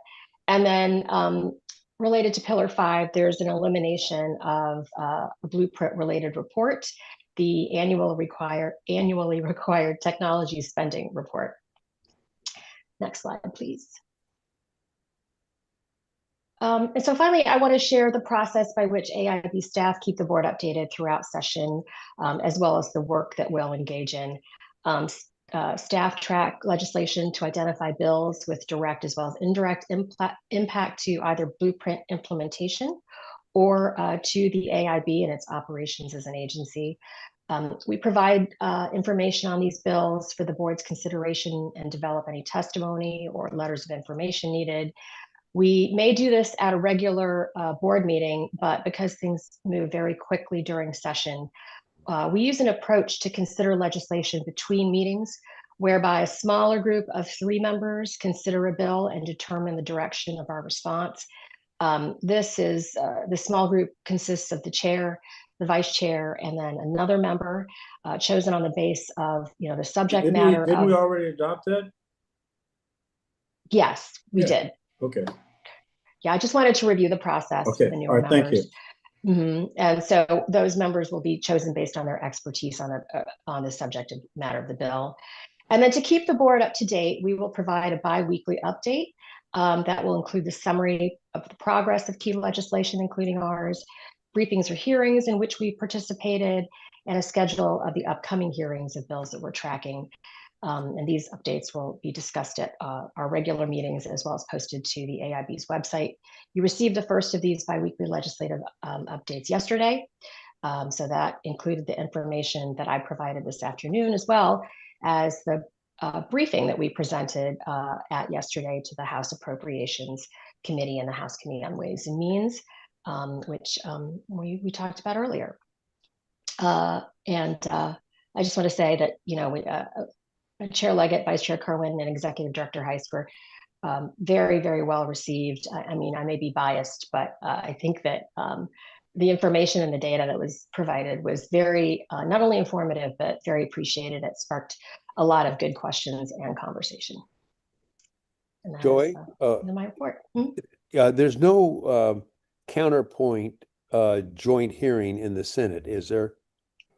There, not to my knowledge, has one been announced. Nobody's reached out to us for that yet. Seems odd that the House does that and the Senate doesn't, but anyway. Okay, thank you. You're doing a wonderful job in Annapolis. I know it's a lot of work and it's a huge job, especially at this point in time, trying to follow all of the bills and discussions that go on. So thank you a great deal for the work that you're doing in Annapolis. You're welcome. Thank you. Okay, that brings us to our last agenda item, which is the Executive Director report. And we don't have very much here, so we will be quick. But for starters, for an update on our office space and our budget, I will turn it back over to our Deputy Director. Thank you again. Very quick update here for the office space. We are still in construction status and meeting bi-weekly with DGS, and we are in the process of finalizing some furniture, equipment, and kind of coordinating those orders and making those final selections and decisions. And our projected occupancy date is still about late March. And Alex, I just want to point out the picture there is there's actually, the sign is actually up in the lobby and on the door or next to the door with, you know, so we're making progress. It really is going to happen. It's real. It's coming. If you build it, they will come. Okay, and then for our fiscal year 2027 operating budget, there was a slight increase from fiscal year 26, mainly in the salaries, wages, and fringe category. And then also in the contractual category, that contractual services is due to increased payments for IT services. And then finally, just a reminder that the appropriation in 09 supplies and materials that you see there for 141,500, that includes 140,000 for our leased office space and equipment and furniture. So eventually that will be moved to that fixed charges section, but just wanted to point out for anybody that wasn't familiar with our budget before that category did have that in there. And then our budget hearing is currently scheduled for March 6th and 9th. Thank you. Any questions on those two items? I don't see any hands. No. Okay. Okay. Moving on to our reports update and Rachel Amstutz. Yeah, we will keep this pretty tight. Since we met in December, we have received one additional report, which is the fiscal year 2026 minimum school funding by programs and total expenditures. We do have a little bit of follow-up on some reports that were received that we shared with you in December, that they were received but not yet reviewed. We had gotten them in, but we hadn't been able to take them through that process. Some of these are still pending some additional information, and we're just keeping them out here to let you know that we've put some requests in for clarifications or possible corrections on some of these. That is the case for the first one, the mixed delivery enrollment data report. They are posted on our website for anybody who does want to see these reports. So the data is out there and available. The link in that yellow box at the bottom will show you how to get there. And in the slide deck, you can click on that link to actually go right to the page. And the search bar works on the website. It's a really cool search bar that you can actually just type in ninth grade tracker will pop up, and you'll see all the prior year's submissions as well. Rachel, yeah, yes. what is the ninth grade tracker? What is it? What are they tracking? That's a great lead in for me. The ninth grade tracker, we've been collecting it for years, and in the fall, all of the LEAs are required to look at their students, and they monitor. They actually do this on two different levels. The Blueprint ninth grade tracker monitors credits earned. If students have earned at least 5 credits by the end of ninth grade, course passage, that they fail no more than one core course in a semester, and attendance. So we're looking at that they attend at least 90% of their school days. Those then are factored, averaged together to give us a number by LEA about how many students are on Blueprint path of ready, CCR ready by 10th grade. Does that part make sense for the Blueprint ninth grade tracker? Thank you. That is the data that we report on. At the MSDE meeting, they have to report on the federal data, which is graduation data. So there is another data point out there. For us, we're looking at that earlier data point to make sure that we're intervening much earlier. I do encourage everybody to take a look at this. You'll see statewide averages and you'll see discrepancies. You'll also see that sometimes programming in a county is different than another county. So there's a little bit of nuance that we look at when we review. For example, in some counties, students may have the opportunity to earn 8 credits a year because they do 4 periods a day. In other classes or other counties, they may get 6 credits a year. That influences the percentages that we need to just be mindful. It's not a straight number to say this county is doing better than that county. There are nuance in there. And so Gretchen Chaney and I and our team, some other folks, take a look at these to kind of figure out what is that nuance and where are those numbers, are there things we need to lean into to look into specific counties. The AIB staff did review that. We are working with MSDE on a few clarifications and some student data to confirm our understandings. And then we also recognize that we've received this report 3 or 4 times now, and it's good data, it's helpful for us, but we're also getting to the place where we're starting to dig deeper and have more wonderings about some of these questions. What do we do now that we know this? What's the next step with this data to make sure that we're tracking these students, that they are getting that one-on-one support if they're not on track to be ready, that we're leaning into those students more. So that's just a high-level overview of that particular report and what's in there. We did receive in December, right before our meeting, the Interagency Pathway Development and Implementation Plan, which was completed by MSDE, MHEC, and the CTE Committee. In December, we posted it, but we hadn't even had a chance to read it when it came in. We have developed feedback with this document, and we will be sharing that with the agencies as we typically do first to get clarification, next steps, and to make sure that we're all in agreement with the path moving forward. This process still remains within the 4 agencies that we're still talking about that work. And we had the special education work group recommendations that were received in their follow-up report. This was a part of the conversation last 2 weeks ago with the superintendents, and there was some training around the special education work. I do want to just take a quick moment to say that we got shout outs from the national presenters saying that Maryland is leading the way in thinking about this work, and that the work done at the special ed meeting that day with all 24 superintendents, 4 counties shared what they're doing and really inspired their colleagues to look into very specific pieces. And I do want to give a shout out to our strategic facilitators. 2 of our strategic facilitators, to include crossing between strategic facilitators and resource allocation facilitators, leaned into this work about special ed. And it started with a conversation about money for special ed and landed with a conversation about programming for special ed and students. So a lot of deep work is happening in these things. And Maryland really is taking a lead in saying, we're not meeting the needs of our special education students at the level that we want to, and we need to figure out how to do that. So there are more things in this report that may be of interest, but we're not done. That work continues on, and it's a big investment of time right now. The last one to mention is that the CTE ERT report, the fiscal year or school year 25-26 deployment plan, which is this current year underway, had been submitted, and you had issued 2 contingencies. We are working with them to satisfy those contingencies, which were broadly related to reporting and posting of their plans. We have provided feedback, but these take meetings. We've got to get together. We've got to talk with everybody. So we are not yet ready to share the final documents. They have not submitted a final document. We are working in collaboration on the next steps regarding that report. Dr. Kerwin.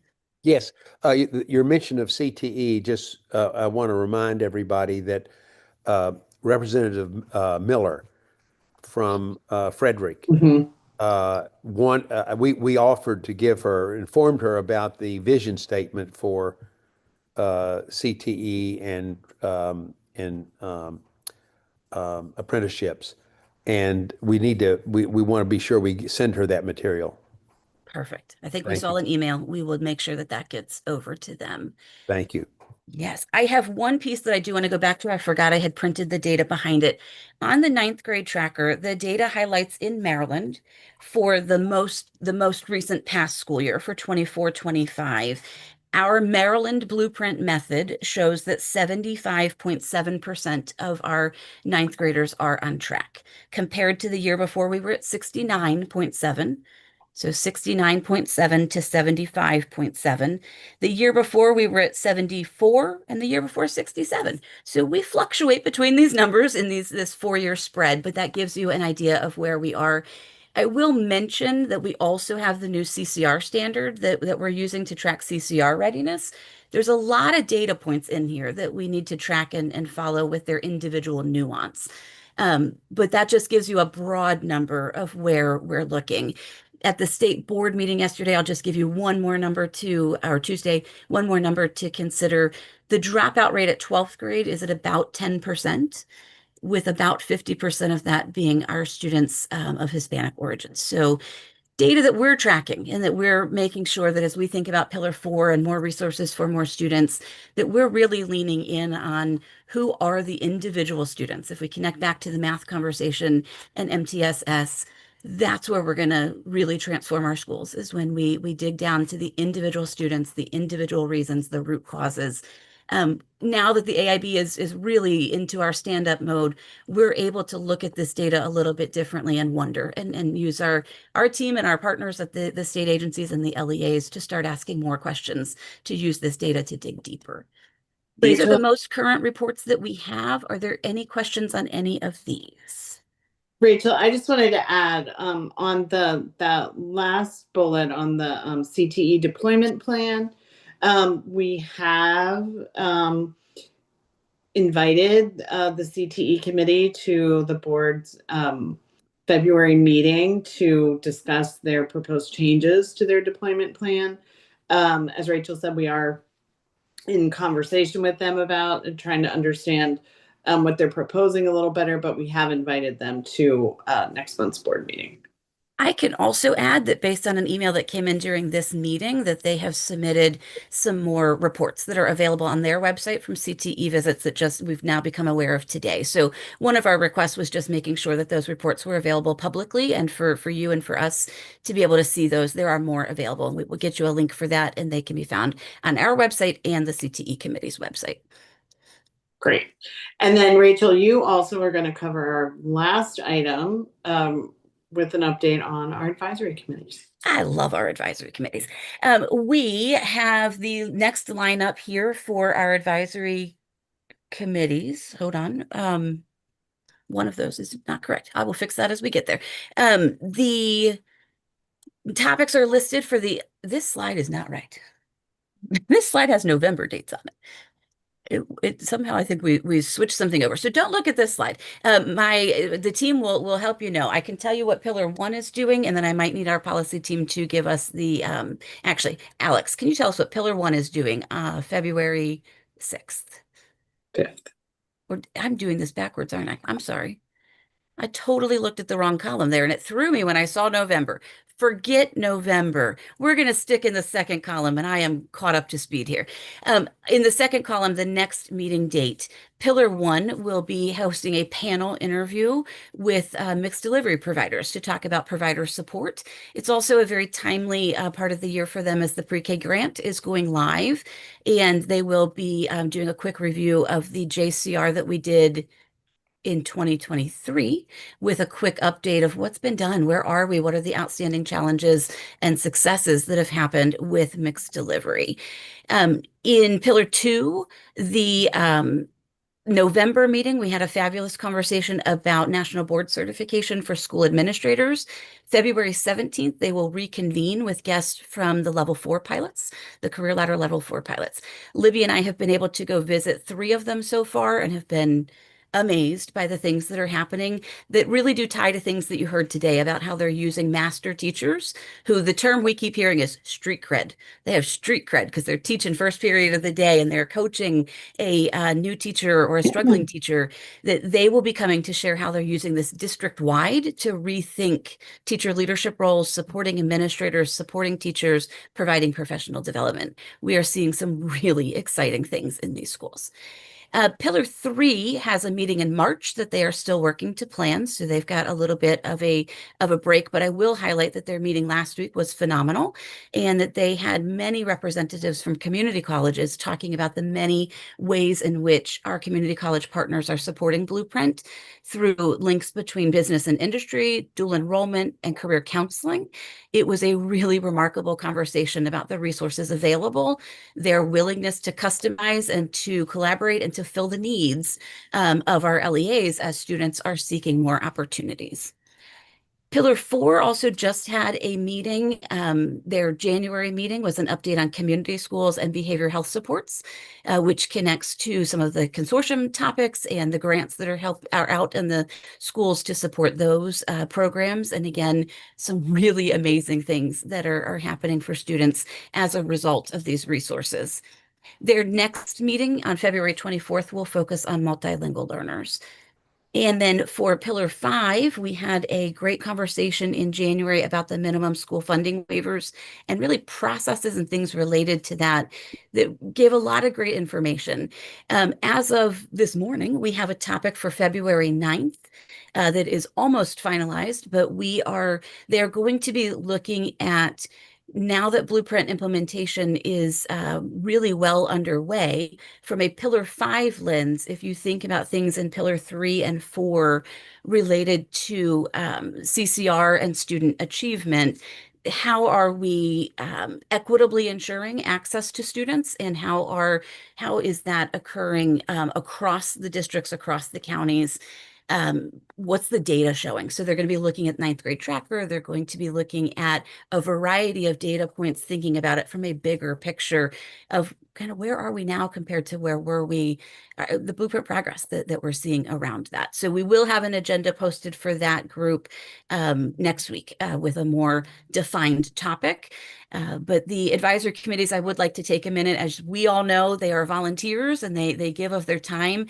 Got a fabulous email today from one of them saying, I'm thinking about it this way. Am I on the right path? And the deep thinking that our advisory committees are helping to surface is achieving the purpose that you wrote when you defined the reason for having the advisory committees, that we wanted to hear across the state. We wanted to hear across the counties, big district, small district, far corners of the state, in the center. What does Blueprint look like where you are, and what's working and what's not, and how can we learn from each other? So each of these committees has done a phenomenal job of surfacing that information, bringing guests so that it's not an echo chamber, but we're hearing from the doers, the implementers. So we very much appreciate the perspectives and the time that these folks are putting into the advisory committees. Hey, Rachel, I'm curious about dual enrollment at four-year institutions. What can I tell you? Could you just offline send me some trend data on that? I'm curious what % of the dual enrollment is occurring at four-year institutions. You got it. What see the percent? trends. Thank you very much. You got it. We will get that to you. I could also tell you we do have a work group on dual enrollment that has 3 different prongs that we are looking at the MOUs and standardizing things across there so that people can see what other institutions are doing.